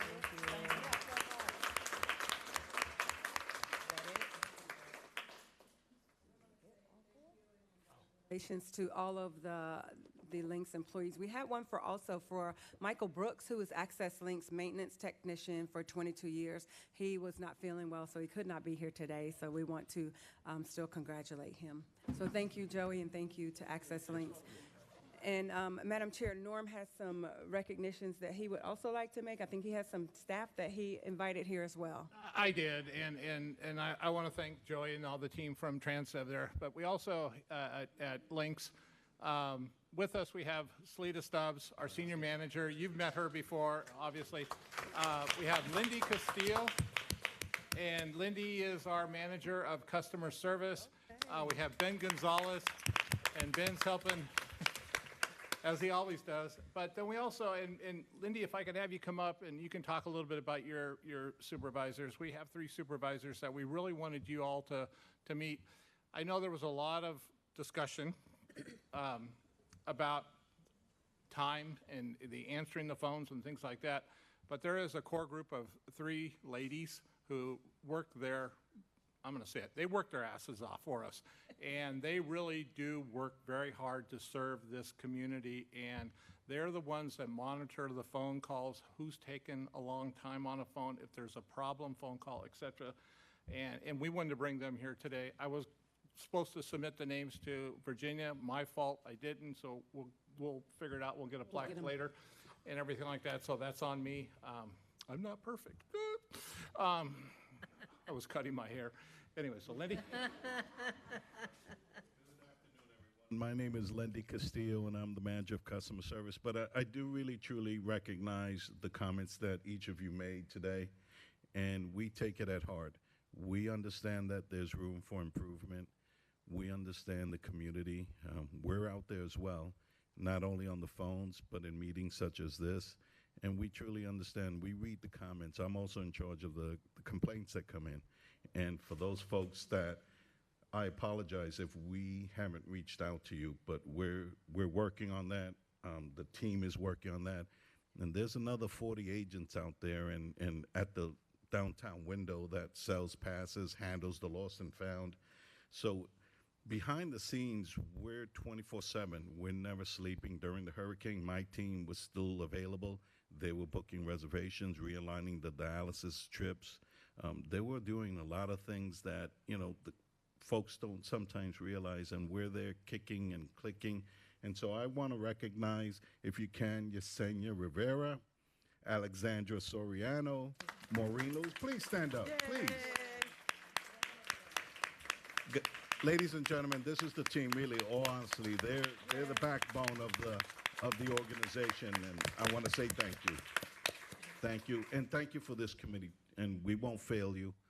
We will continue. We're daily calibrating where our staff is, the hours of operation, who can we move from this queue to the next queue. So it's a daily challenge, but we're up to it. And I want to thank the riders as well. And sorry we failed in some instances, but we will be there for you, okay? Thank you. Thank you, Lindy. And if I could just, they're all wearing their Lynx polo shirts celebrating our 30 years in service as Lynx. So they coordinated, Lindy and I didn't, so. So, Madam Chair, we do not have any changes to the agenda, and we're ready to move to quorum. But there's one final recognition that if I might just make real quickly. This last recognition, Madam Chair and members, this is Cheryl Stone's last meeting as a TDLCB member. She decided not to seek reappointment, and we just want to say thank you to her. Ahead of your appointment of your next, you have on your agenda where you'll be appointing her replacement. And so we just want to say thank you. She's been instrumental in ensuring that individuals with limited access to transportation have reliable, affordable transportation options. She's done this. She's been with us. She goes back many years. And she's not only served on TDLCB, but she's also been a member of our Community Advisory Committee. And we have a plaque for Cheryl today as she departs after the meeting. It says, "Amazing volunteers are hard to find, difficult to part with, and impossible to forget." And so we just want to say thank you for your service. And I have a plaque for you, and we have some flowers that should last 5 years. Thank you. Oh, how beautiful. Thank you so much. Gosh, those are gorgeous. Oh, that's pretty. You get Miss Virginia. Yes, thank you. Oh, okay. Well, first of all, I want to congratulate all of our award recipients today, not only for being recognized, but for everything you do. This is a job that many times is thankless, and you do it for the right reasons, so we appreciate you. As far as Ms. Cheryl, you are going to be missed tremendously, and thank you for sharing your story on what inspired you to get involved, because that means a lot. I'll still show up at unexpected places. I needed a break, and this is one of the last boards that I've discontinued for a while. So you'll still see me around. We'll still see you. Yeah. Well, we want to thank you for your service to our board. We look forward to keeping in touch and seeing you when you are around. And you're welcome back for public comments, which I don't think you have a problem doing anytime. No, never, never. Thank you. I don't know if we have to reconfirm our quorum because we had a quorum prior, or do we need to officially for our meeting? Madam Chair, I can confirm we do have a quorum. Okay, fantastic. So we're good. And I want to go ahead and move on to public comment. This is now a time for public comment on action items. This is the first of two opportunities for public comments.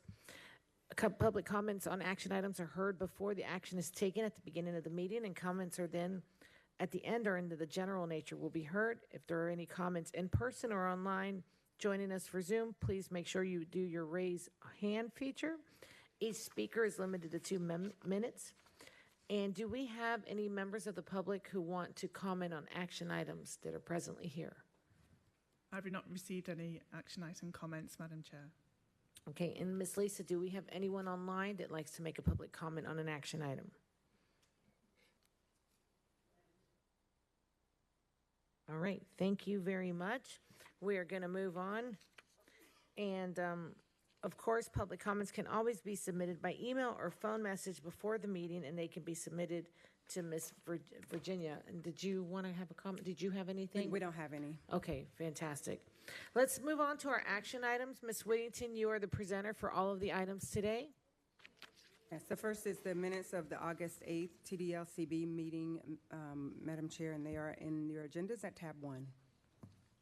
Okay. Move approval, Bates. Second, Barry.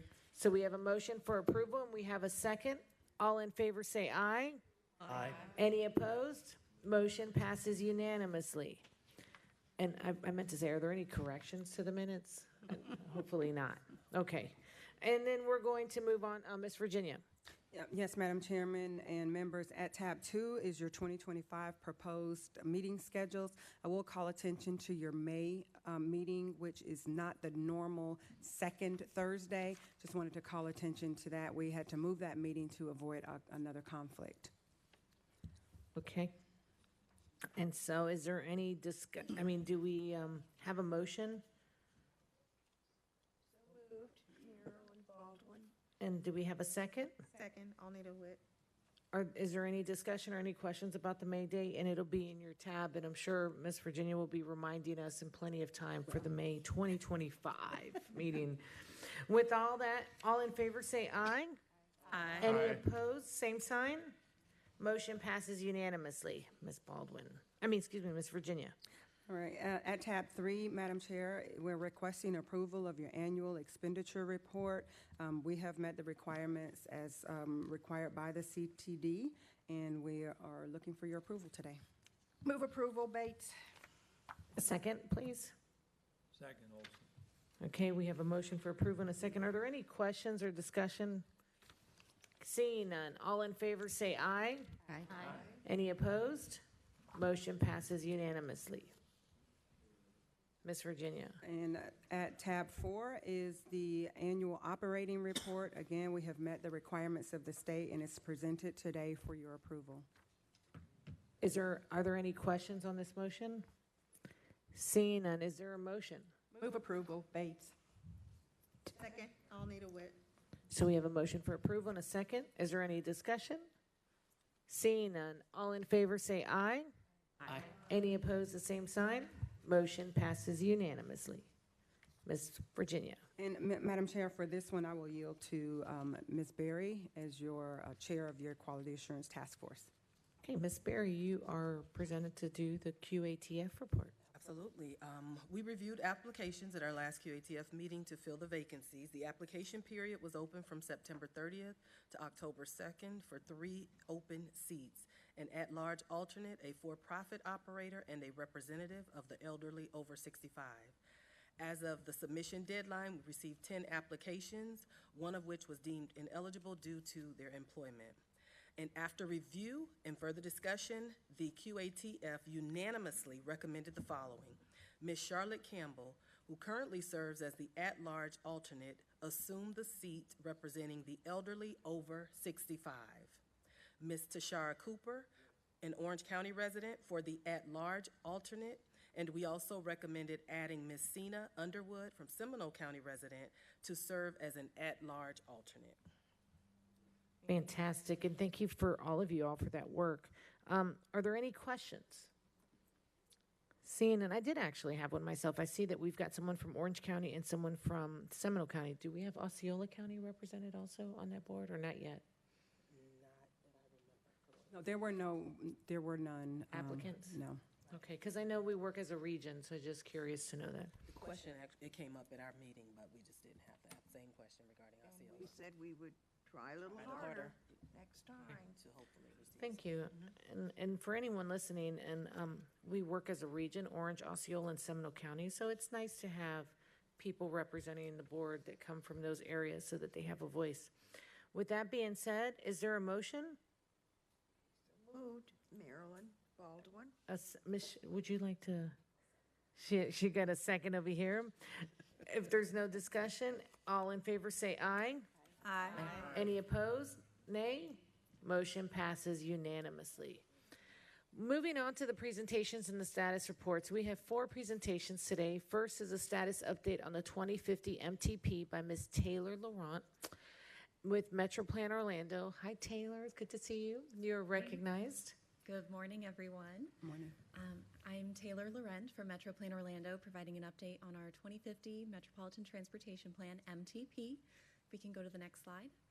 This 2050 plan also serves as our, thank you, long-range vision for transportation over the next 25 years. So earlier this year, we went through and developed our goals and objectives. So what is that collaborative vision for where we would like to be in 2050? And we've developed indicators to be able to help measure our progress as we work towards achieving that vision. So that's been completed. We've also gone through and performed evaluations to look at those future trends that will influence how we get from where we are today to that shared vision that we've developed for 2050. That's also been completed. We've also completed our public participation plan as well as started implementing it. We've recently had 5 presentations to various community groups and outreach events, and we have already, I think, 6 more scheduled to date. That number keeps increasing as we're booking things out through the end of next year. And the feedback that we're receiving from more than 60 in-person interactions and 46 surveys completed is being summarized in your agenda packets. Under your MTP status report update, you'll see that we have our engagement reports summarizing the feedback we're receiving from each of the events that we go to. So you can take a look at the feedback we're receiving and incorporate that into your day-to-day operations as well, as we're doing the same for our long-range plan. Next slide. In terms of our technical updates, we are continuing our coordination with the Department of Transportation on the regional transportation model for the entire area and providing our feedback and input to help coordinate that effort. We are working on our congestion management process update as well, and that is well underway. We're looking at those targets to help improve congestion throughout the region and looking to complete that work by the end of this year. We've recently received feedback on our regional freight network. That's been under technical review for the past few weeks. So looking at how we move goods and services throughout the region effectively and efficiently. Then we have several other technical reports that are in that final recommendations and strategies development process as for the end of this year. There we go. That includes our health, housing, environmental stewardship, resilience, and financial resources evaluations. I know I'm going through those pretty quickly today, but we do have and host regularly technical workshops. There have been 4 over the past several months where we do 90-minute deep dives on all of these different topics to make sure that everyone and anyone who wants to be able to see what's going on, the nuts and bolts of all this information, has access to it and can provide their feedback and comments along the way. We've also hosted 2 additional working sessions with our technical agency partners from each of our government organizations to be able to really even further deep dive those freight and prioritization discussions. And I'll come back to prioritization in a moment. Next slide, please.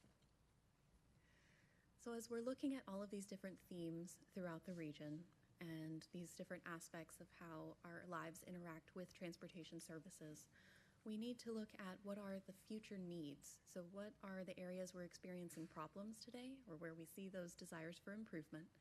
Where might those additional problems or new areas of improvements arise over the next 25 years, and how can we plan for those today? What are the transportation solutions we can identify now to address the problems we're experiencing and proactively address the ones that may arise?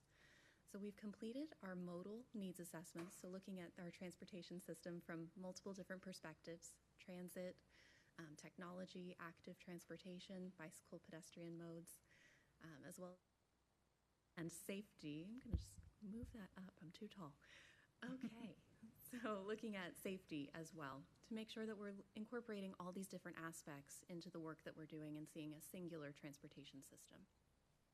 So we've gone through and collected all of those different needs, identified projects to address those needs, and we are coordinating with each of our government partners throughout the region, as well as the Department of Transportation, to basically do a final review of that list, make sure it's holistic, comprehensive, before we complete that by early 2025.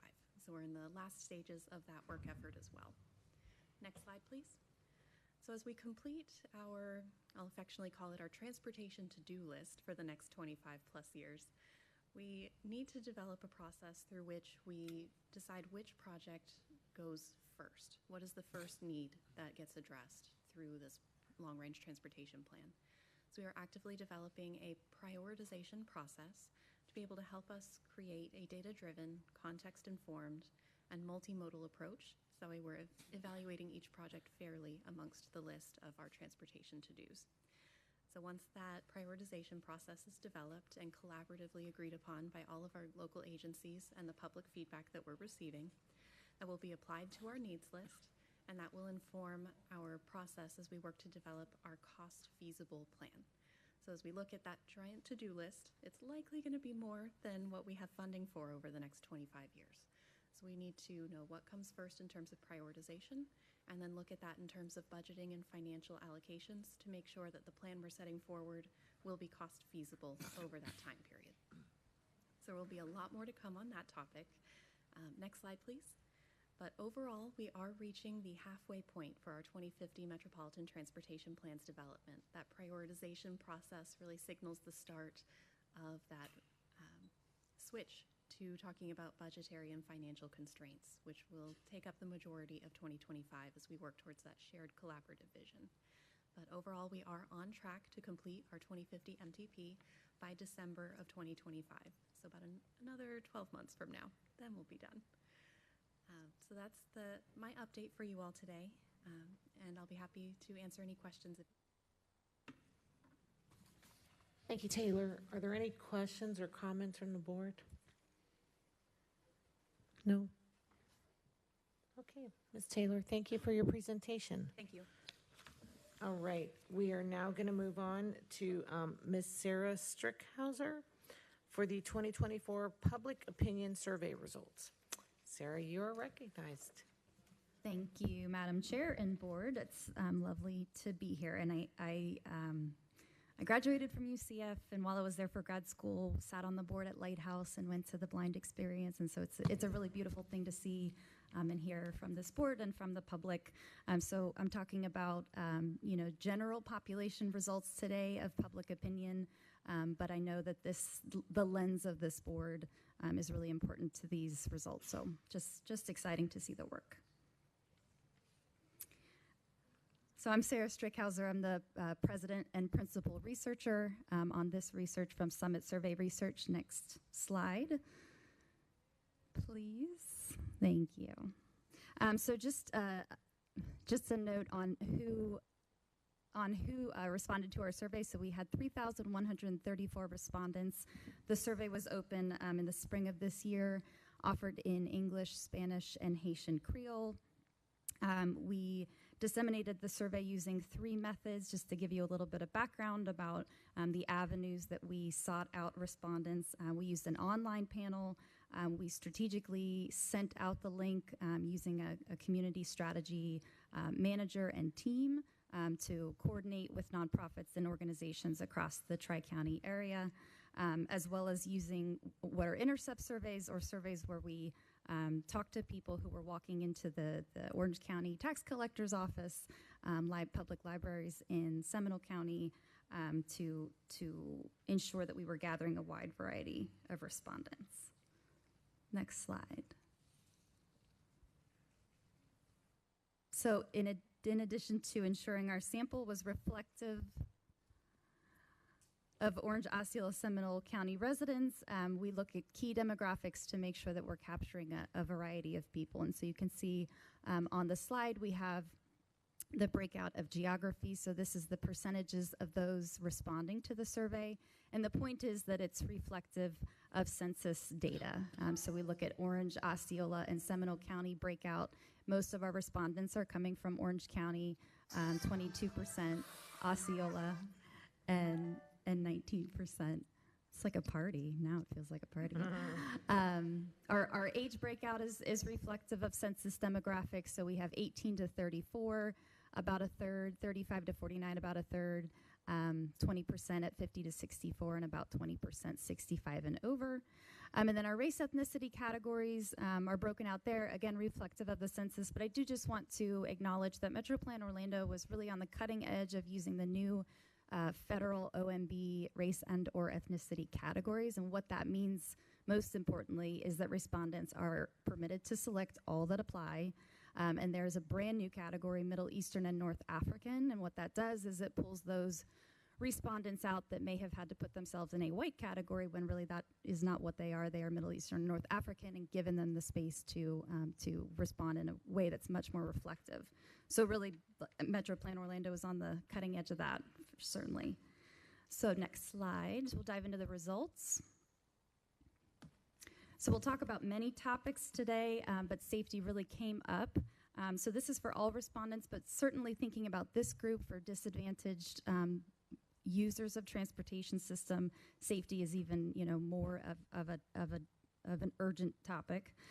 So we know that 94%, so basically everybody says we feel planners should prioritize pedestrian-friendly communities. So this is everybody responding, 94%, about 3,000 people. But about a third of them do not feel that they currently live in a pedestrian-friendly community. So there's a bit of a gap there. We want to see that, down to zero, i.e. 100% of people really feeling like, yes, where I live, I can walk around safely. Next slide.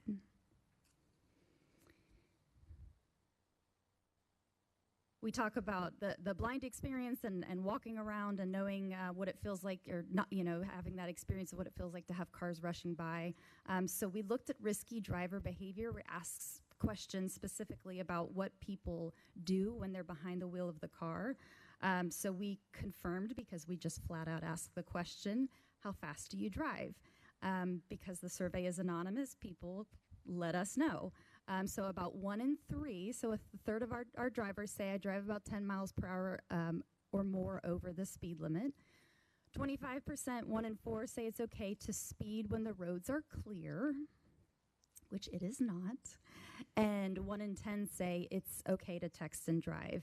And all of those are concerning enough, but what we also find is when we pull out those drivers that habitually speed at 10 miles per hour or over, they're even more likely to say it's okay to speed when the roads are clear. They're more likely to say it's okay to text and drive. So we're talking about this sort of upper echelon of very high risk, risky drivers out there. Next slide. So we have lots of new technology coming, as I'm sure all of you know. So new technologies are more present in our daily transportation experience, and so MetroPlan Orlando is curious about how comfortable people are with things like driverless technology. So we had 75% of our respondents, so 3 out of 4, saying I've never ridden in a driverless car. So of those people who say I've never ridden in one, it's like a 50-50 split between I'm really interested in it or I would never do it.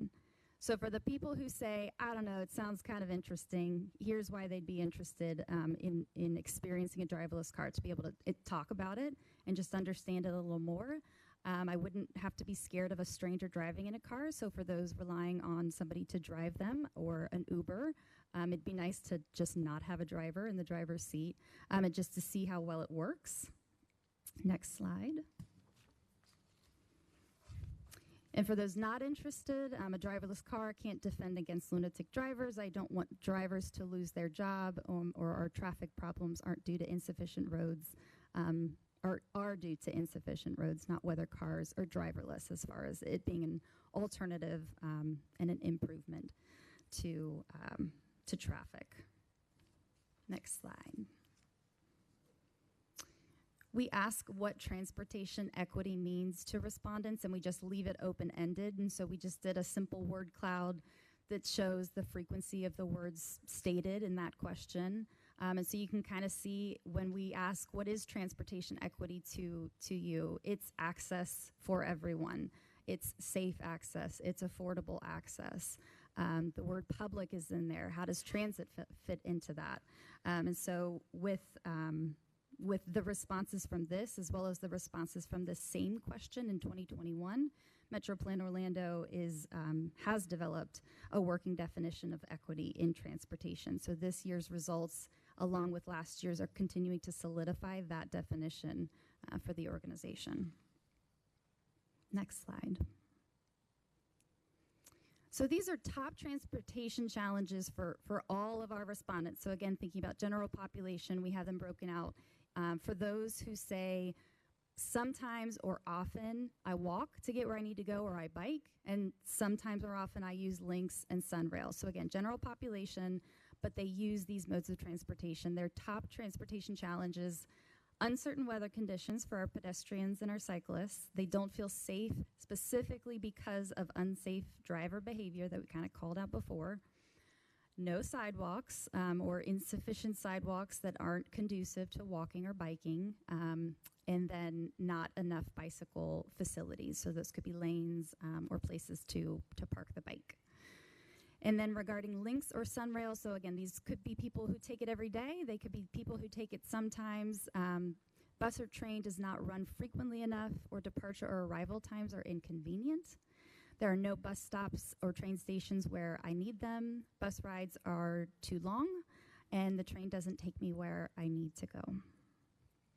Next slide.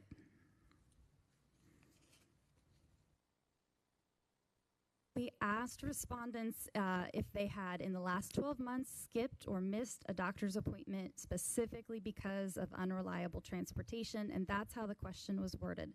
What we found is 25%, so 1 in 4 said, yes, that has happened to me at least one time. And what we see are Lynx riders, Osceola residents, and Asian and Native Hawaiian or Pacific Islander groups are disproportionately impacted. So just to clarify, that means that what we would expect to see as far as the percentage of people falling in that 25% group, they're elevated, they're a little higher than we would expect to see for the groups listed. But from a magnitude perspective, for example, the majority of people, just from a raw numbers perspective, who are missing or skipping doctor's appointments are coming from Orange County. Well, Orange County is just, it's a more populous space. So there's lots of different ways to look at this finding. And based on some of our other meetings, we had some question about, well, who are these people that are skipping or missing doctor's appointments? So we were able to do additional analysis to look and see, okay, are they specifically, are they Lynx riders or Access Lynx riders exclusively? Are they relying on transit if we see this elevation in transit proportion that are missing or skipping? And what we found in this preliminary analysis is that they are Lynx and Access Lynx riders sometimes, but most of the time, these are people who use a variety of modes of transportation, specifically the fact that most of them said they have a car. So it's an interesting point for MetroPlan Orlando to be at, to have this information and say, okay, how can we dig in next time to understand when we say unreliable transportation, what does that really mean? And does it mean different things for somebody who says, my Tesla didn't start one time in Winter Park, and that is a response. And the bus didn't get me there on time. Those are two really different stories with very different solutions, but both very important because all of those people need to be getting to their doctor's appointments. So an exciting space to be for MetroPlan Orlando to dig into that further in the future. Next slide.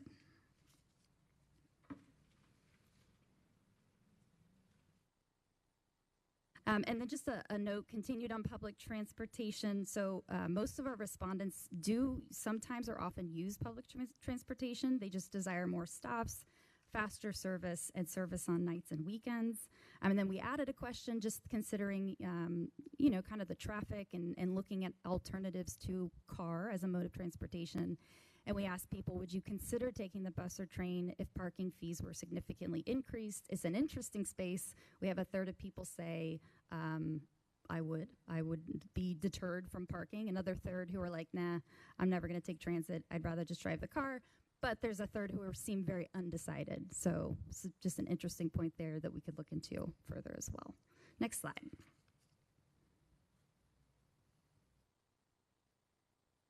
Just an at-a-glance community outreach slide. We spoke with 34 local governments and shared the survey with them, 14 transportation and planning organizations, and there's just some snapshots of what the outreach looked like. Next slide.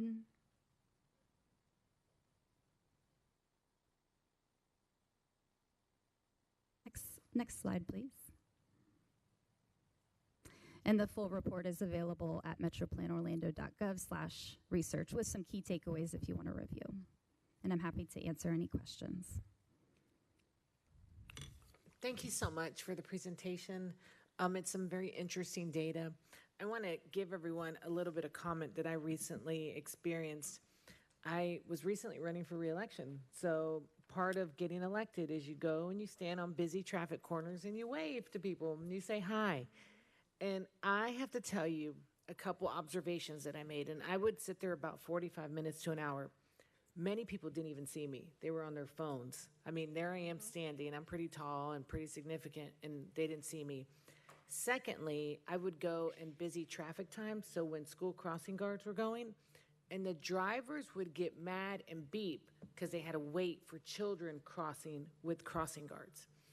And as I would talk to crossing guards, many of them would step very far back when there weren't children there because you could actually see the ledge of how many cars would skip up on the sidewalk.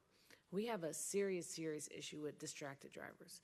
And I think that that was a lie, that 1 in 10. They may not think it's right, but that doesn't mean they're not doing it. It was just very obvious how many people did not even see me, like did not just see me there. And so it's very scary. I do want to comment, I'm on the FDOT Transportation Steering Committee for 2055. And we had our meeting yesterday in Panama City, and I was very adamant that we have to include pedestrian safety as we look at the future. Because, thank you, because as we move to driverless cars and we move to all these things, we have to make sure people are first and forefront on these. No one should ever feel unsafe not being in a vehicle, much less vehicle. And one of our missions is to have less car accidents, and I said you have to include pedestrian accidents in that. Accidents are accidents. So it is very, very, it's very sobering when you see that, because I can't even believe how much it's happening, and to sit there, and mind you, I would see adults with children in the car on their phone. So it really, really does go far, because I think what we do as parents, our children see, and how do we say, do as we say, not as we do. So thank you so much. Is there any other comment? This is just an observation, because I think this is so important. And you have to realize the fact that FDOT is invested heavily in MetroPlan and all of us, we realize it's not getting any better. So we have to stay on top of this and be persistent. But any other questions or comments from the board? I have a question. Yes. Quick question, and thank you. This is a great presentation. For transportation safety concerns, 94% planners should prioritize, and 32% do not believe they live in a pedestrian-friendly community. And then the details, we have it by county. Is there a breakdown by zip code as to where they reside? There could be. Okay. We have it. It's not in the report. In the back of the report, in the appendix, every single question, every single substantive question, which is a ton, is broken out by county and then has the total. So that's a nice way to compare overall versus the county.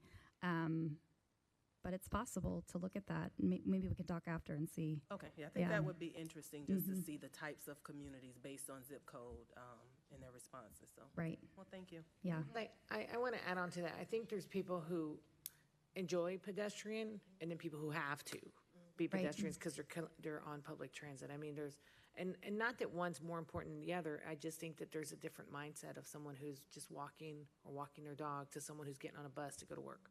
So I think that's really important. I also, since we last saw each other, I was at the AMPO meeting in Salt Lake City, Utah. And something that's very, very important is anytime you plan the future of any town, transportation and infrastructure should be first, because you can have the best housing, affordable project in the world, but if you can't get there, either through public transit, through roads, or all those things, it's useless. And I don't think we do enough of that, and that's why we are so behind when it comes to transportation now. And again, we are investing a lot. Blanche is here with Orange County. We're investing a lot in just getting sidewalks placed and fixing sidewalks, because it's one thing to just have a sidewalk, but is it a safe sidewalk? Remember we talked about those lifted sidewalks and they're not even? Very, very dangerous. And I know that we are doing aggressively in the county that so that when a pedestrian is out walking, they feel safe as possible. So thank you. Any other? Yes? Good afternoon. Jeez. Working with public education, Orange County Schools, I do a lot of walking. We review a lot of walk paths to and from school. And I'm a pedestrian probably more than I'm in a vehicle. And I agree with what everybody's saying. There's also a lot of impediments out there on sidewalks, everything from construction to tree branches. Sometimes the construction is not even including the sidewalks. It's all the trucks that are parked there of people who are working on a project nearby to build a building. We have to get that moved so that we can continue to walk safely, because then people will walk out into the street to try to get around it, where they come into contact with cars and things. And the comment about distracted driving, I agree also. We have people that don't see our school bus stops. They don't even see the bus. They rear end the bus while it's stopped at a railroad crossing, doing a railroad crossing procedure. We see that. How do you miss a school bus? How do you rear end a school bus while it's sitting at a red light? You know, with students on board, even worse. So I see all this, and I'm sure it has a lot to do with all of these things. Getting the sidewalks in place is also important. Sometimes the sidewalk is in front of a new community that's just been built, but it ends where that property ends. Then it's back to grass, not even grass, unimproved area, nowhere to walk. Then another 500 feet of sidewalk at the next community, again, terminates. And we see that too. Sometimes there's bicycle lanes, but sometimes there's no bicycle lanes, so then the bicyclists may be on the sidewalk, and so will the scooters. And many times when I'm doing a walking assessment, somebody on a scooter blows me right off the sidewalk and going 25, 30 miles an hour. So we see that, so thank you for the analysis, and everybody's concerned about this. We share the concern too. Thank you. Thank you for sharing that. There's nothing more frustrating than having a sidewalk with a car parked on it. Okay? Really? And also be careful. We still have a lot of debris out there that are blocking sidewalks, and I'm very frustrated about that because I'm actually seeing kids get off the sidewalk, go on the road, walk around the debris, and then get back on the sidewalk. So we've got a lot of work to do. Thank you very much. Thank you. Thank you all for your comment. We're going to go ahead and move on to, my favorite victim, Mr. Norm Pickling.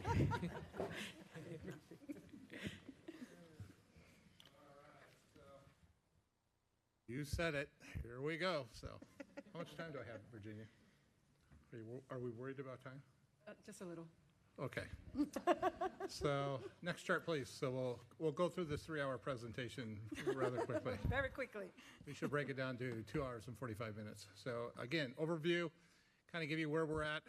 We'll talk a little bit about trip demand, which we usually do, the performance. One of the charts that we're going to add into this package, this was requested out of the Quality Assurance Task Force, was trip duration. So we're going to show you some information on that. Customer service activity, that's the phone calls. And then what we've showed in the past, we've updated it, the transportation disadvantage funding that we all get, and then the opportunity summary and questions and close for you all. So with that, next chart. So right now, we continue to have a very robust demand for services. So you can see over 2023, we're up about 9.3% and maintaining that quarter to quarter. Strong demand for the service. On-time performance is right at 90%, which we're real proud about. Now, that means 10% of the time we're late, and we get that. And so, we'll take our victories on the 90%. We'll focus on the 10 and do better on that. Still have a lot of calls coming in. 40% of those calls are coming in asking for, where's my estimated time of arrival of the vehicle? And we'll talk a little bit about the paratransit fleet status, which we heard from the community talking about the buses, the cleanliness, et cetera. They are an old fleet. But with that, next chart. So this is the rides broken down by month. You can see 484,000 trips year to date. This is the calendar year. So that's where that 9% increase is coming from. And it's staying robust, and we anticipate it for the rest of the calendar year. It'll still be that robust because we're seeing the trips go up. We had 3,000 planned trips the other day, which we hadn't seen since prior to COVID. So the bow wave's here. It's coming, and it will continue. So next chart, please.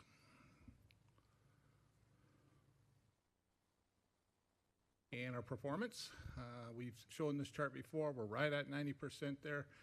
The chart is showing up in the upper right-hand corner that OTP for the entire period of time at 89%, which we have a real good consistency. 91% for the month of September. And again, we were showing the breakdown of the different types of trips. One thing I wanted to clear up, there was a comment made, and I can't remember if it was online, about not running at all hours of the day. We are 24/7. Just so anybody out there as an advocate, we don't stop. We 24/7, 7 days a week, holidays, etc. So I don't know where that comes from.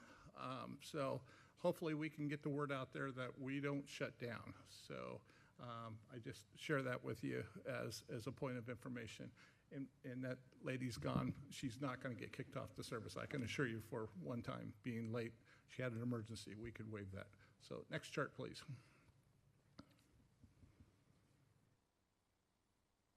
This is the new chart that we put into the presentation on trip duration.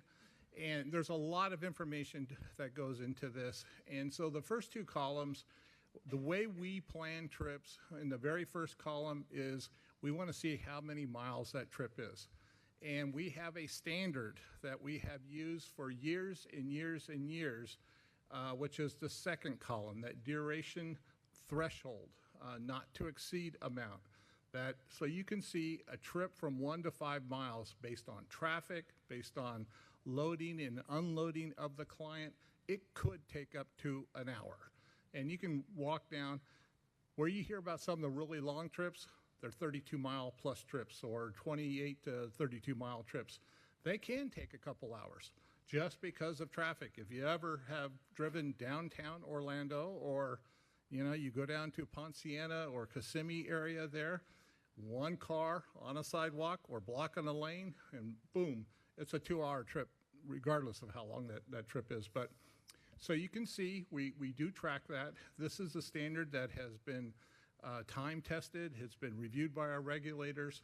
It's been accepted, and it matches up pretty closely with our fixed route system. We did include here the average miles of those trips. So if you have a trip that's from 1 to 5 miles, the average distance of those trips is right at 2.9 miles. And you can go down, and I'll let you all take a look at that chart. So we're doing a pretty good job, and even the last column shows that we're maintaining. I'm not going to stand up here and lie to you and say we are 100%. There are trips that are long. Joey and I then start having very candid conversations, as does the staff to staff, as to why those trips went too long. But we really do try to track this, maintain it, and ensure that we're meeting all the standards that we're held to. So hopefully this chart helps. Ms. Berry, you're the one that asked for this, so not to call you out, but I did. So hopefully we can take a look at it and see if this helps you answer that question for you. Next chart, please. Call activity.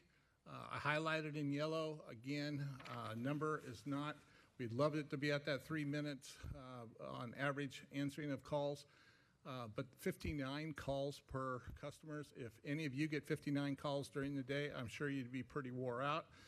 We never want to try to rush people through the calls because some of the trips are complicated, and we really do try to take the most amount of time and be very generous with trying to help them make sure that they're getting picked up at the proper location and getting to the proper location where they want to go. So we don't try to rush them. We do know that there's a high call volume out there. So we gently try to push folks. I know we heard one comment about they called at 8 o'clock in the morning. Between 8 and 10, it's one of the busiest times. Between 3 to 5 in the afternoon, another busy time. So if it's any way possible to call, like in that midday time frame, you're usually going to get a call answered a little bit faster. And that's when the staffing is there too to help. So with that, next slide, please. Funding. This is, as the commissioner said, my hair was long and blonde and no longer. So we've talked about this before, 2 sources of funding for the Transportation for Disadvantaged program. The state of Florida, through the Commission for Transportation Disadvantage, funds us with their trip and equipment grant. Then you also have the local funding that comes from Seminole, Osceola, and Orange counties. And you're going to see in this example here that for the last 3 years, we have actually lost funding from the state based on their new formula. And we just started, and I'll have a chart that'll kind of show you that the demand's going up, but the funding's going down. So we're actually down about 6.7% over the funding that we got last year. And that was even down from the year prior to that. So we went from $283,672 per month to right at $264,736 per month. Yet our demand is going higher. So next chart, please, and that'll show it. So you can see our trips are going up over the time frame from since January. You can also see since January where we got into the end of the fiscal year for the state of Florida, which was right there at June. When we went into July 1, we got our new allocation, and that allows us to ask for remittance of all the expenditures that we provided on the Transportation Disadvantage program of $264,851 per month. So you can see it's starting to go down. So that's where the challenges are. My hair's not going to grow back. But you can also see, too, the amount that we are billing, which is that pink column, at $800,000. So you can see the delta. Now, that delta has to be made up by Orange, Seminole, and Osceola counties.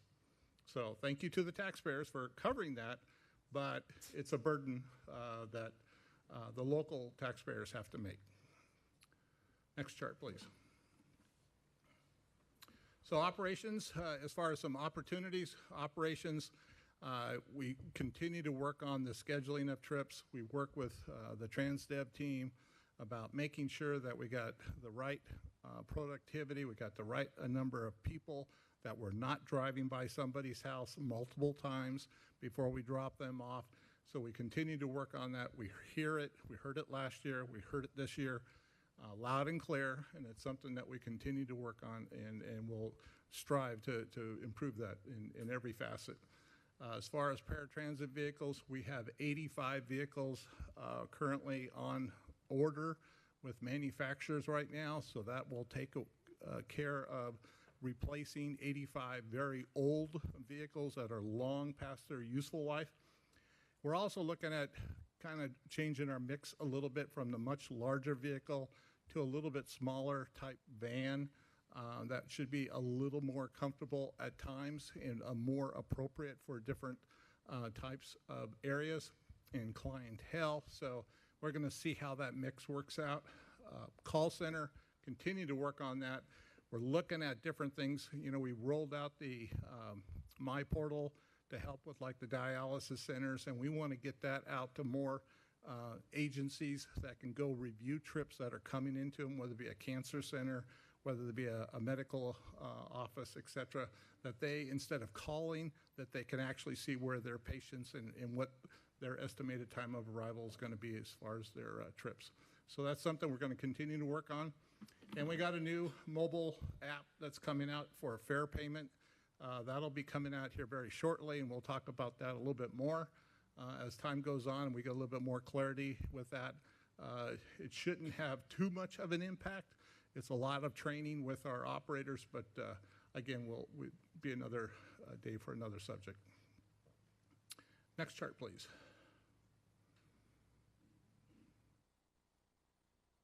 So as we said, robust trips, on-time performance, continue to work on that. Wednesdays, our challenge. That is when we talk about the 3,000 trip day, Wednesdays are it. We've got a lot of vehicles coming in. The 85 vehicles are on order. I'm going to be taking a board letter to the Lynx Board of Directors asking for potentially another 70 vehicles for the FY25 buy, and hopefully that'll get approved, and if make the case for that. Continue to focus on our call center, the policies, the allocation of resources, so that those calls, we can continue to lower that time frame in answering the phones. And again, we're Florida, so we always know that the hurricanes are coming, and we're always aware of those. And again, this team just does extraordinary job keeping the schedules going during a hurricane or emergency situation. So very proud of them and everything, and can't say enough about them. Next chart, please. With that, last chart should have been questions. You have no questions. Thank you very much. No. Yeah. Wait a minute. Yeah. Okay. I'm sorry, you're a lot of time. Ms. Baldwin, I'll let you go because I have some too. So Ms. Baldwin. It doesn't have to be today, Norm, but at some point, we've heard for 2 years now about request for demand response transportation. Could we have a workshop about what funds we would need to do such of a thing? And would you agree that financially right now that would be hard?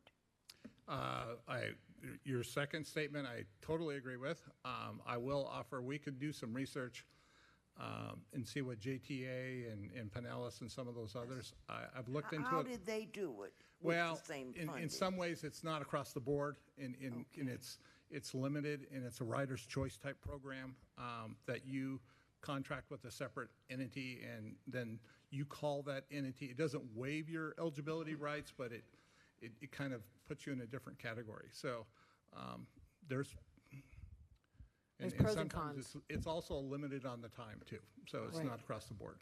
But And we could do some research and come back. And I think one thing, Ms. Baldwin, is we're a very wide county. You know, I had to drive to Horizon West from downtown, and it took me 49 minutes. Yep. And that's me driving, so I could just imagine, we're just so wide, and we're just getting wider. I mean, I do it every morning, every afternoon. Yep. So, Yeah. We no. had a smaller service area. Yeah. We might have a different conversation. Like a dense area, yeah, because I heard Jacksonville, and Jacksonville is different than us. It would, you know, with all honesty, just to back her up, a lot of times until people find out, well, what would be that cost burden? It details a lot. Yes. It details a lot. Most Thank definitely. you. Ms. Baldwin, did you have anything else? No, that was my main one. So I had a couple notes that I took.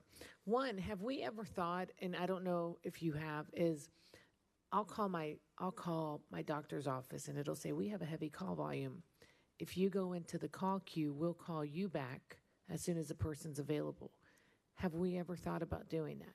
We've thought about it, except with the call volume that's coming in, you might not get that call back until 5 o'clock in the afternoon, and we may not catch you within the next 10, 15, 20 minutes. So it just may move the bow wave to a later time in the day when we're trying to catch you.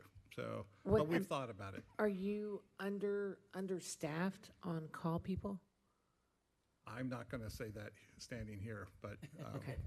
you know, I got your wink. I got your wink. I appreciate you asking, but yeah, Well, I mean, it's important for us to know we what to could always advocate use for. more folks to do that. On the other hand, you don't want to staff up so much that you're not having them be productive during periods of time when there's It's not slow. a lot of calls. It's Yeah. slower, right? So Is- it's that balancing act, as you know. Does your message recommend better times to call, like while they're waiting and listening? I think it Is does.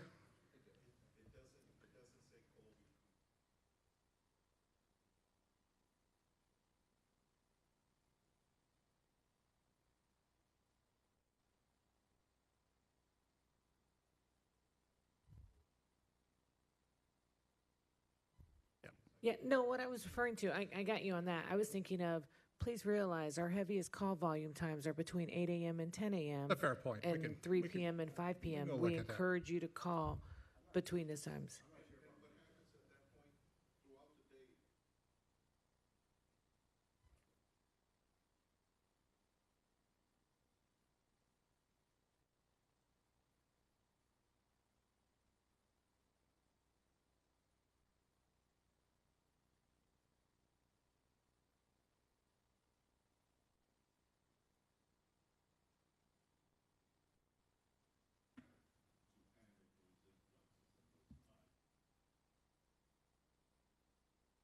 Well, again, Norm, what we heard was a lot of frustration at the call wait times. Yes. And if there isn't someone telling you, hey, this is the hardest time to take a call, if possible, you may want to consider calling after 10 We will a.m. take a look at it. You We will know, take I'm that just up. trying to help you find, No, because no. there seems a lot of frustration.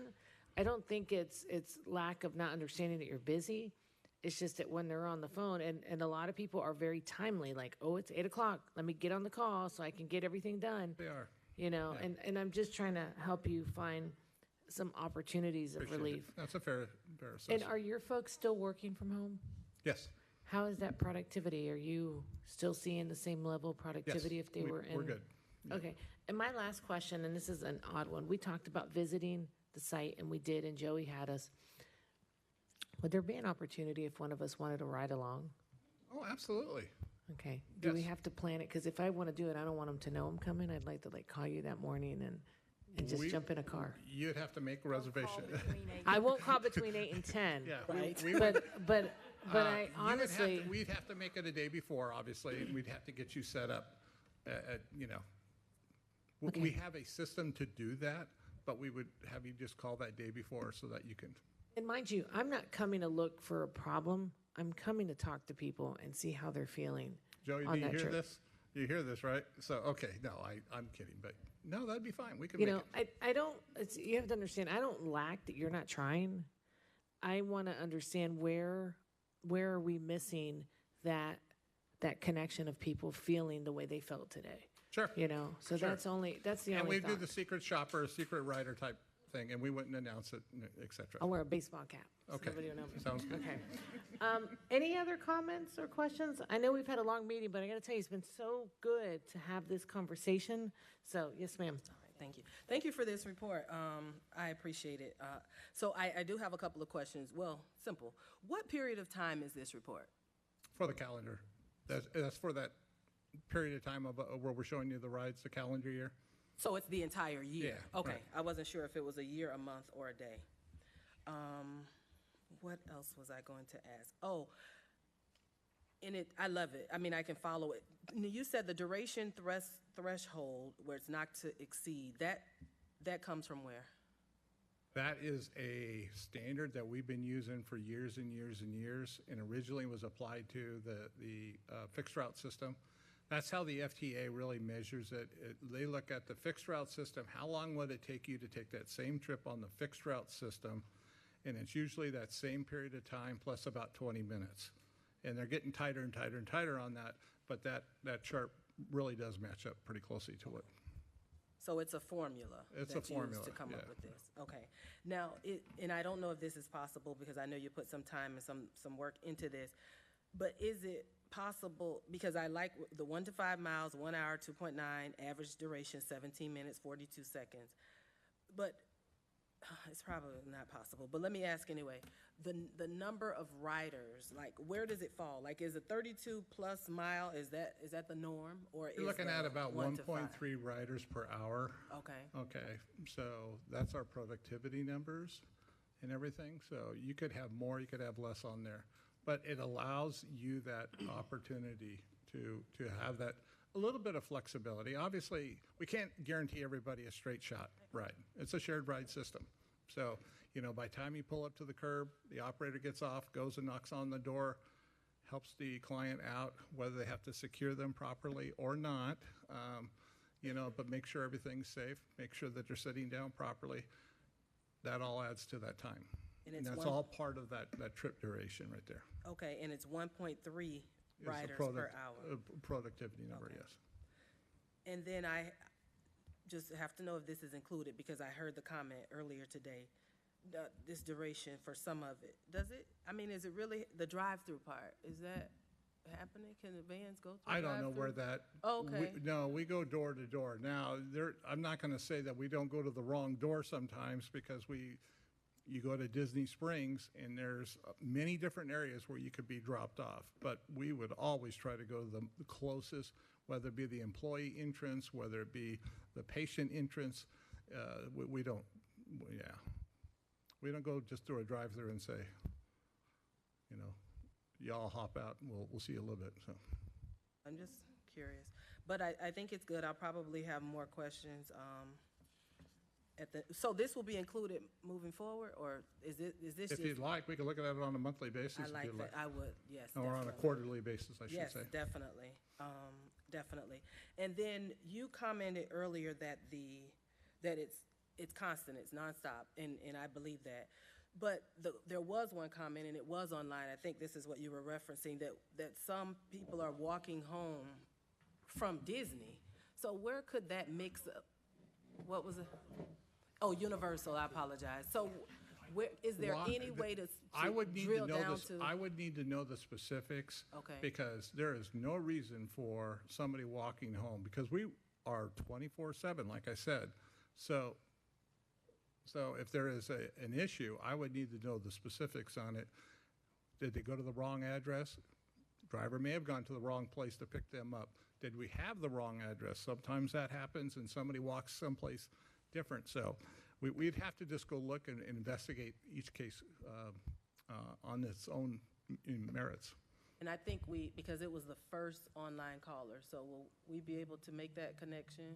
Yes, to we try? can. Okay, perfect. Yes. Were you going to say We can, well, I was just going to say, we can go back and get the information for that particular speaker and see if they can connect that with the name. Okay, because that's safety is an issue, and we didn't hear it a lot, and I'm glad. But we wouldn't. That's major. If it's late at night, it's dark, and just walking home, Because again, if they showed up and they couldn't find the client to go pick them up, they would start calling dispatch. The operator would call dispatch. That's the proper procedure. They would then try to make a phone call. Now, if we have the right number on file, sometimes that's a problem too. Somebody changes phone numbers, or they're using a different phone. We had one lady a little while ago that she was calling from her home number, and that's the only number we had, yet she was waiting to be picked up. Why didn't you call me on my cell phone? Well, we didn't have your cell phone number. So we got that rectified going forward. So a lot of things like that happen. So I can't say that's, but we wouldn't just arbitrarily leave somebody and make them walk home. Okay, so research, I will wait for the research, because I thought that was very interesting. First, I've heard of that, and it seemed like it had happened more than once. So if we can make that connection, it would be great. All right, thank you so much. I think Ms. Baldwin had a... Ms. Baldwin. Norm, this is actually going to be a plus for you. Okay. If one of our riders doesn't wait and decides to walk home, that's a decision they've made, not a good decision. Right. They need to really reach out and try to find you if you say you're there 24/7. But at the end of the day, we make some decisions on our own as persons with disabilities, but never probably would I walk home under those circumstances. Well, and I understand, I You know? appreciate that, and I would hope that they would be making phone calls to our customer service line. We have somebody overnight, all night long, even in the early morning hours, that they could get a hold of, and we can go try to find out, did the driver go the wrong place? Those things do happen, but we usually get them rectified, so somebody wouldn't have to put themselves at risk to walk home early in the morning like that. Thank you for that, and thank you for your comment. I have one more question. I'm Yes, sorry, ma'am. Chair. No So what, and if you can possibly, and maybe it's Mr. Castillo, I'm not sure, what's the process of when one of our citizens or one of the riders call in and they do have a complaint? What's the process of responding? Like I think he walked out. Oh.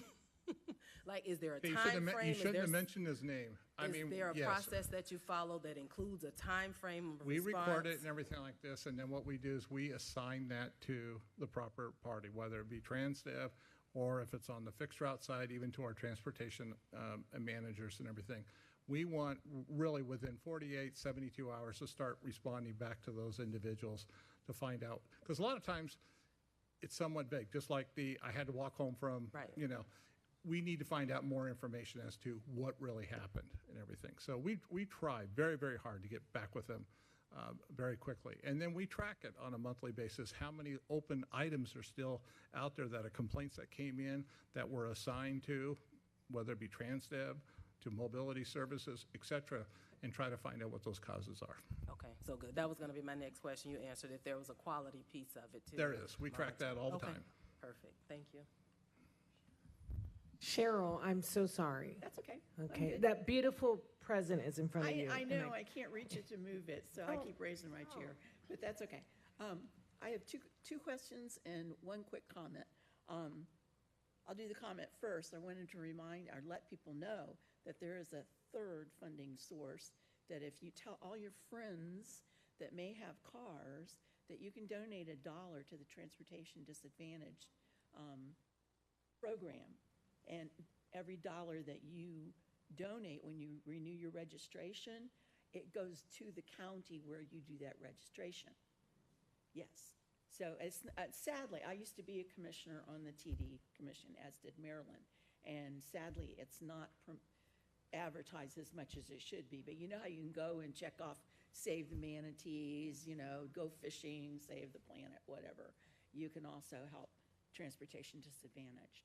That's awesome, Miss Virginia. I wonder if you could help us coordinate with Scott Randolph, because I would advocate for that, whether we get a poster or get a note, and Put it everywhere that we do you something. can. And That we would be should good. maybe consider doing something viral on social media. And tell people that, have cars. I have a car, I do it, and whatever. And my two questions are, one, why Wednesday? And two, I kind of got the feeling from the lady that made the comment about the drive-through that she may have been just talking about a driver of the vehicle going through drive-through. Yeah, I interpret it I the know same it, way, like- like she stops, like they stopped to get food or something, like there was something else. I've And actually again, witnessed a couple case of by stops. case, I'd have to go look at it. Now, it's not unheard of. Yeah, Okay, so it's just kind of like, what, Yes. So, and why Wednesdays? Historically, across the nation, Wednesdays No, are, why is that your bad day? because more trips are scheduled on Wednesdays and requested on Wednesdays than any other day of the week. And you don't- Every month, every year, doesn't change. I wonder if it has to do with schools or something, or I don't know. It's just for me. Inquiring minds want to know. But even in my past life in California, it was Wednesdays. Really? Yeah. Well, thank you. Yeah. I'll go on Jeopardy and answer that.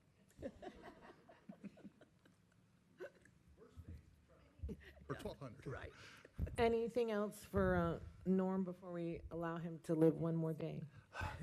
It's based on what Ms. Cheryl stated. So if it is driving through a fast food restaurant, is that permitted with riders? No, Okay, come I just on. wanted you to say that for the Really? record. Okay. I just want to make sure. Okay. No, they should have dropped off their client and then asked for, they needed a break or something like that. Thank you. And it's not as if it's the driver. It could be passengers on, because they've been there so long and now they're all hungry and they want to. Well, no, we're not gonna, Okay, no, we okay. don't deviate, so, no, we have a manifest, and so take it from point A to point B. We Perfect. don't, yeah. Perfect. Norm, in theory, that sounds perfect, but I mean, you've got someone with low blood sugar and they're about to go through an episode and your driver's being proactive by saying, let me just get you some. I mean, I'm not defending, but I'm just saying we don't live in a very black and white world. And if some of these No, trips are that But long. again, you have to remember, our folks are not medical assistants or medical professionals, and so we would really, But if if there's the an, client if there, says to you, I've been waiting here, Norm, for 2 hours, now I've used my snack I had, I'm having a low blood sugar, I'm not doing well, surely, in those cases, something could be done. I disagree with that. 911 call at that point to get the right medical emergency professionals there to administer whatever care is necessary. And that way, I had my snack, and my snack is gone. but again, I don't know that the snack was enough. You know yourself better than I would. Right. But I, as a untrained medical professional, or Don't doubt that. I'd much rather they call 911 or get that advice from their dispatchers or supervisors. Liability, major liability. You have to think about that always. Okay. They should, I agree with Norm. I do They too. should know themselves. Bring Right. what you need. You know how the system works. So bring 2 snacks or something, or call 911 yourself. But there's a responsibility that the riders have too. So, Reasonable versus unreasonable accommodation. And again, it's case by case. If the normal trip takes 20 minutes and all of a sudden we're on the bus for 2 hours and you didn't plan for it, then that's a different issue that we'll go fix and deal with. And there's transportation supervisors that can look in and respond to it, and et cetera. So, Correct. Thank you, Norm. Thank you for taking. thank you all. I just got to say, thank you, board, for being so engaging. It really does bring warmness to my heart because you guys are into this, and that's the best part of it. So, all right, with that, we are going to move on to Mr. Doug Jameson And with. Madam Chair, I just wanted to offer, I just spoke with Doug, and we are well beyond the, well beyond the hour that you are accustomed. I did not want to put this presentation off because last year, several board members participated in this demonstration, and so this was just a circle back to talk about the lessons learned. If you are okay, Doug is okay with postponing this to your next meeting. The presentation is about 10 minutes. 10 minutes? It's 15 minutes. Doug, I'm just going to say something for the board. We have had an extended meeting. We're going on 3 hours, and my blood sugar is low. So would you mind, because I actually think you've got some good information. I experienced it also, and so I think that it would be a wonderful, engaging conversation. Is the board okay for possibly moving this to our next meeting? Is there a consensus? Because I know we are hitting 1 o'clock, and and we've lost several of our members too. Are you okay with that? Fantastic. Thank you very much, and we'll look forward. And if you will, leave your packets so that we cannot waste paper when we leave today, so that Virginia has them ready for next time. All right. So with that, we're going to move on. We're almost done. We're rounding the corner here. We have 3 general information items in your packet: the planning grant, the report on operation payments, and the Title for non-discriminatory plan and unlimited language English proficiency plan. We don't need to take any kind of action on those? No, ma'am. All right. I wanted to let you know of some upcoming meetings and events of interest. The Quality Assurance Task Force meeting will be January 28th of 2025. Yes, that's 2025. And our next TDLCB meeting will be taking place February 13th of 2025. At this time, I wanted to ask if there were any final comments from any members. Again, I want to thank you for being so engaging and really giving it your all. I've always told you guys that this is not me, this is us, and I just love how much this board has grown together and has really been passionate even when it comes to dialysis counseling and everything else that you guys do, because you're all bringing something to the table that makes us better. I know I make Norm very nervous, but I think he enjoys it, but I do it because I want to see better, and I am going to take up that offer maybe over the holidays of riding along for a couple hours just to see, because we hear this every year, right? We hear it, and I want to go, but I really don't want an emphasis that the commissioner's coming, that we're just going to have a ride-along coming, because things tend to be nicer. It's like Disney when I show up, and I want to really see and talk to people. Want a real picture. Yeah. I'll dress down, jeans and a t-shirt, that'll be me. So is there any other comments from the board? Yes. And I'm leaving, so might as well accommodate that, I guess. But I wanted to say thank you, everybody. It's been a pleasure to be on this board and meeting so many different people throughout the years, and all the hard work that this board does and tries so desperately to help everybody in the community. And we really do try. We listen. It's a constant moving target to get people where they need to go, when they want to go. And even if you're using your own personal car, it's still a struggle. But we love our community, and we look forward to the constructive comments that everyone's made. And we really appreciate, and I know Norm does, hearing that the service overall is helping our lives so much, for us to be independent and make us feel worthwhile. And I really appreciate that. You will be missed terribly, and if you're ready to come back, we will welcome you with open arms, because you see both sides of this, and I appreciate everything that you bring to our conversation and to our board. One last thing, if you ever want to do something about landscaping and sidewalks and all, let's do a convoy of people in chairs. Oh, yes. Okay? Because I use the bike lanes a lot, because I can't use some of the sidewalks. I got trees in the middle of them. I live in College Park. So I'm in the bike lane tootling, and things like that. So, and the slopes of the driveways and cracks in the sidewalks, and just the pole where you change the light. Sometimes I can't get there because my chair will go off the sidewalk. So I have to have, try and wave somebody, push the button for me, please. One of those things. So, I hope you'll consider doing a video with us, too, for the dollar donation.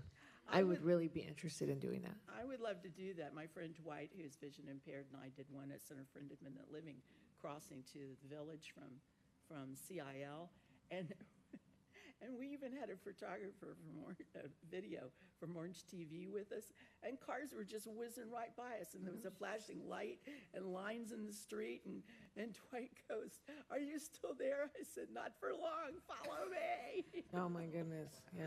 But, I mean, it's funny, but it's really not. No, it's true. My husband could have gotten rid of me quickly when we did our experience, so he kept me along for a little bit more, because I helped make breakfast for the kids. Okay, so any other comments from any of our board members? All right, seeing none, I do want to go on and say we've reached the second opportunity for public comment. I'm not going to go through all this. Do we have anybody who has a public comment in the general nature, either online or in person? We have one in person. Okay. I was waiting for, we have it online. Okay, I'm going to let the online go first. The online, please, Miss Lisa.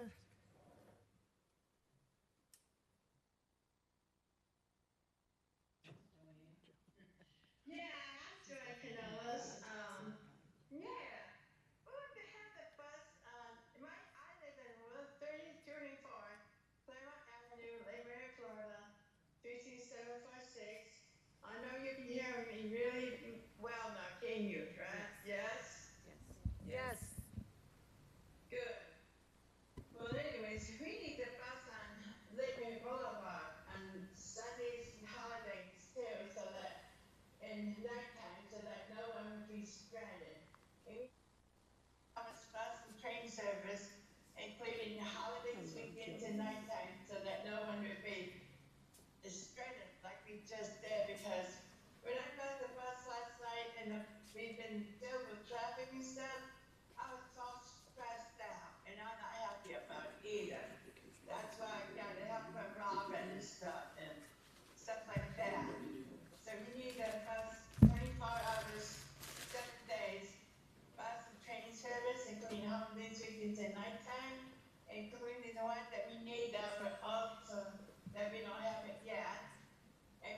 a bus out there at Oviedo Boulevard, so I'll be able to go to and from the swimming here, both the big little kahuna, and we need a bus over at the Let Mary Prep School too. Please, thank you. I appreciate it too. Thank you, Joanne, for making the time Thank you for us. very much. Have a good one. Merry Christmas. Thank you too. Merry Christmas to you too. And one person in person. Your name and county. Okay. Hi, I'm Janine Lee from Osceola County, and I wanted to follow up on a couple things. First, next time you have one of these meetings, you did it pretty well, but if you could please describe your acronyms, because I didn't know what AMMO is, and I didn't know what the QAT, Quality Assurance Task Force was. I was lucky, and my sighted fiance could look it up for me, and then you did say what the QA Quality Assurance Task Force. I'm just going to go with the long words because I understand long words and not the letters. So please try to use those. This was my first meeting here ever, and this was lovely and very informative. I thank everyone for their comments and their follow-up and the graphs and the charts and the blind experience. I would like to say it is tricky when you walk on the sidewalk. Your cane gets stuck. I have been stranded at SeaWorld by Access Links. I was going home after a very late concert, and they couldn't find us at the pickup area. The drive-through I'm speaking of is Starbucks. That happens multiple times. And I've had drivers stop, go in and get food and come back. Driving home from Lighthouse, when I'm getting services, it has taken up to 4 hours to get home. So I would prefer just not to get services. And also for everyone publicly, it would be great to have extended train service because it doesn't, like if I wanted to take the train from Kissimmee to save parking, to save access, to save all that, it doesn't run all the time. So if I went to a concert, there'd be no way to get home. I could book Access Links, but they're hard to find me at a concert sometimes because of all the congestion. So I would just take Uber home. But yeah, so if you could make the train rides better, that I could utilize that more. And thank you so much for limo. The limo downtown, the free program is wonderful. So those are my comments. Thank you so much, you guys. Thank you. Thank you very much. Thanks for being here with us, too. And we have one more Yes, in Michael. person. Michael, if you'll just state your name and the county, and remember you have 2 minutes. I just want to say thank you to the board for being here. As a citizen of Orange County, I'm a disabled self-advocate. I was actually the one that first spoke very first, and it wasn't me that had the issue. I've talked to a lot of fellow team members at Universal, and they've all expressed concerns that they've had to walk home after Halloween Horror Nights because dispatch has told them that the bus services has stopped for the evening. Don't know if that's 100% true because I've heard from 2 different people that they do run 24/7, but that's something that I would like to look into. Also funding. I am going to be reaching out to the governor's office and also to our local and state legislators because I recently just passed a bill for people with disabilities throughout the state of Florida for supported decision-making authority, which was signed by the governor, and it's important for our individuals to be able to advocate, so I will make sure I advocate for more funding for Orange County and Tallahassee. Lastly, I do want to bring up, and I forgot to mention this in my public comment, that I would like to see more the talking signs for legally blind or visually impaired that says the walk sign is on to cross Kirkman or Conroy Road, because right now there are sections of Kirkman Road that does have that, but there's also a lot of intersections that do not have it in Orange County, and it is very important for our visually impaired individuals to be able to hear that, because what if one of our individuals go hit by a car? because they don't know that the walk sign is on. Thank you. Thank you, Michael. Michael, can we get your last name and county for the record, please? Your last name and county. Orange County. Lincoln McCrate, Orange County. Thank you. And Ms. Virginia, do we have any submitted comments by email or phone? No, Madam Chair. Okay, fantastic. I want to again thank the board for spending your generous time with us this morning. Our next meeting is February 13th of 2025. It'll be held at 10 a.m. at MetroPlan Orlando. I want to wish everyone a happy Thanksgiving, a Merry Christmas, and a Happy New Year to everyone in the audience, too. I'll see you guys next year. And if there's no other business today, we are officially adjourned. And Madam Chairman, congratulations to you on your reelection. And if I can have the board to stay for this final picture. Thank you. Betsy. Hey, Blake. Thank you for sharing.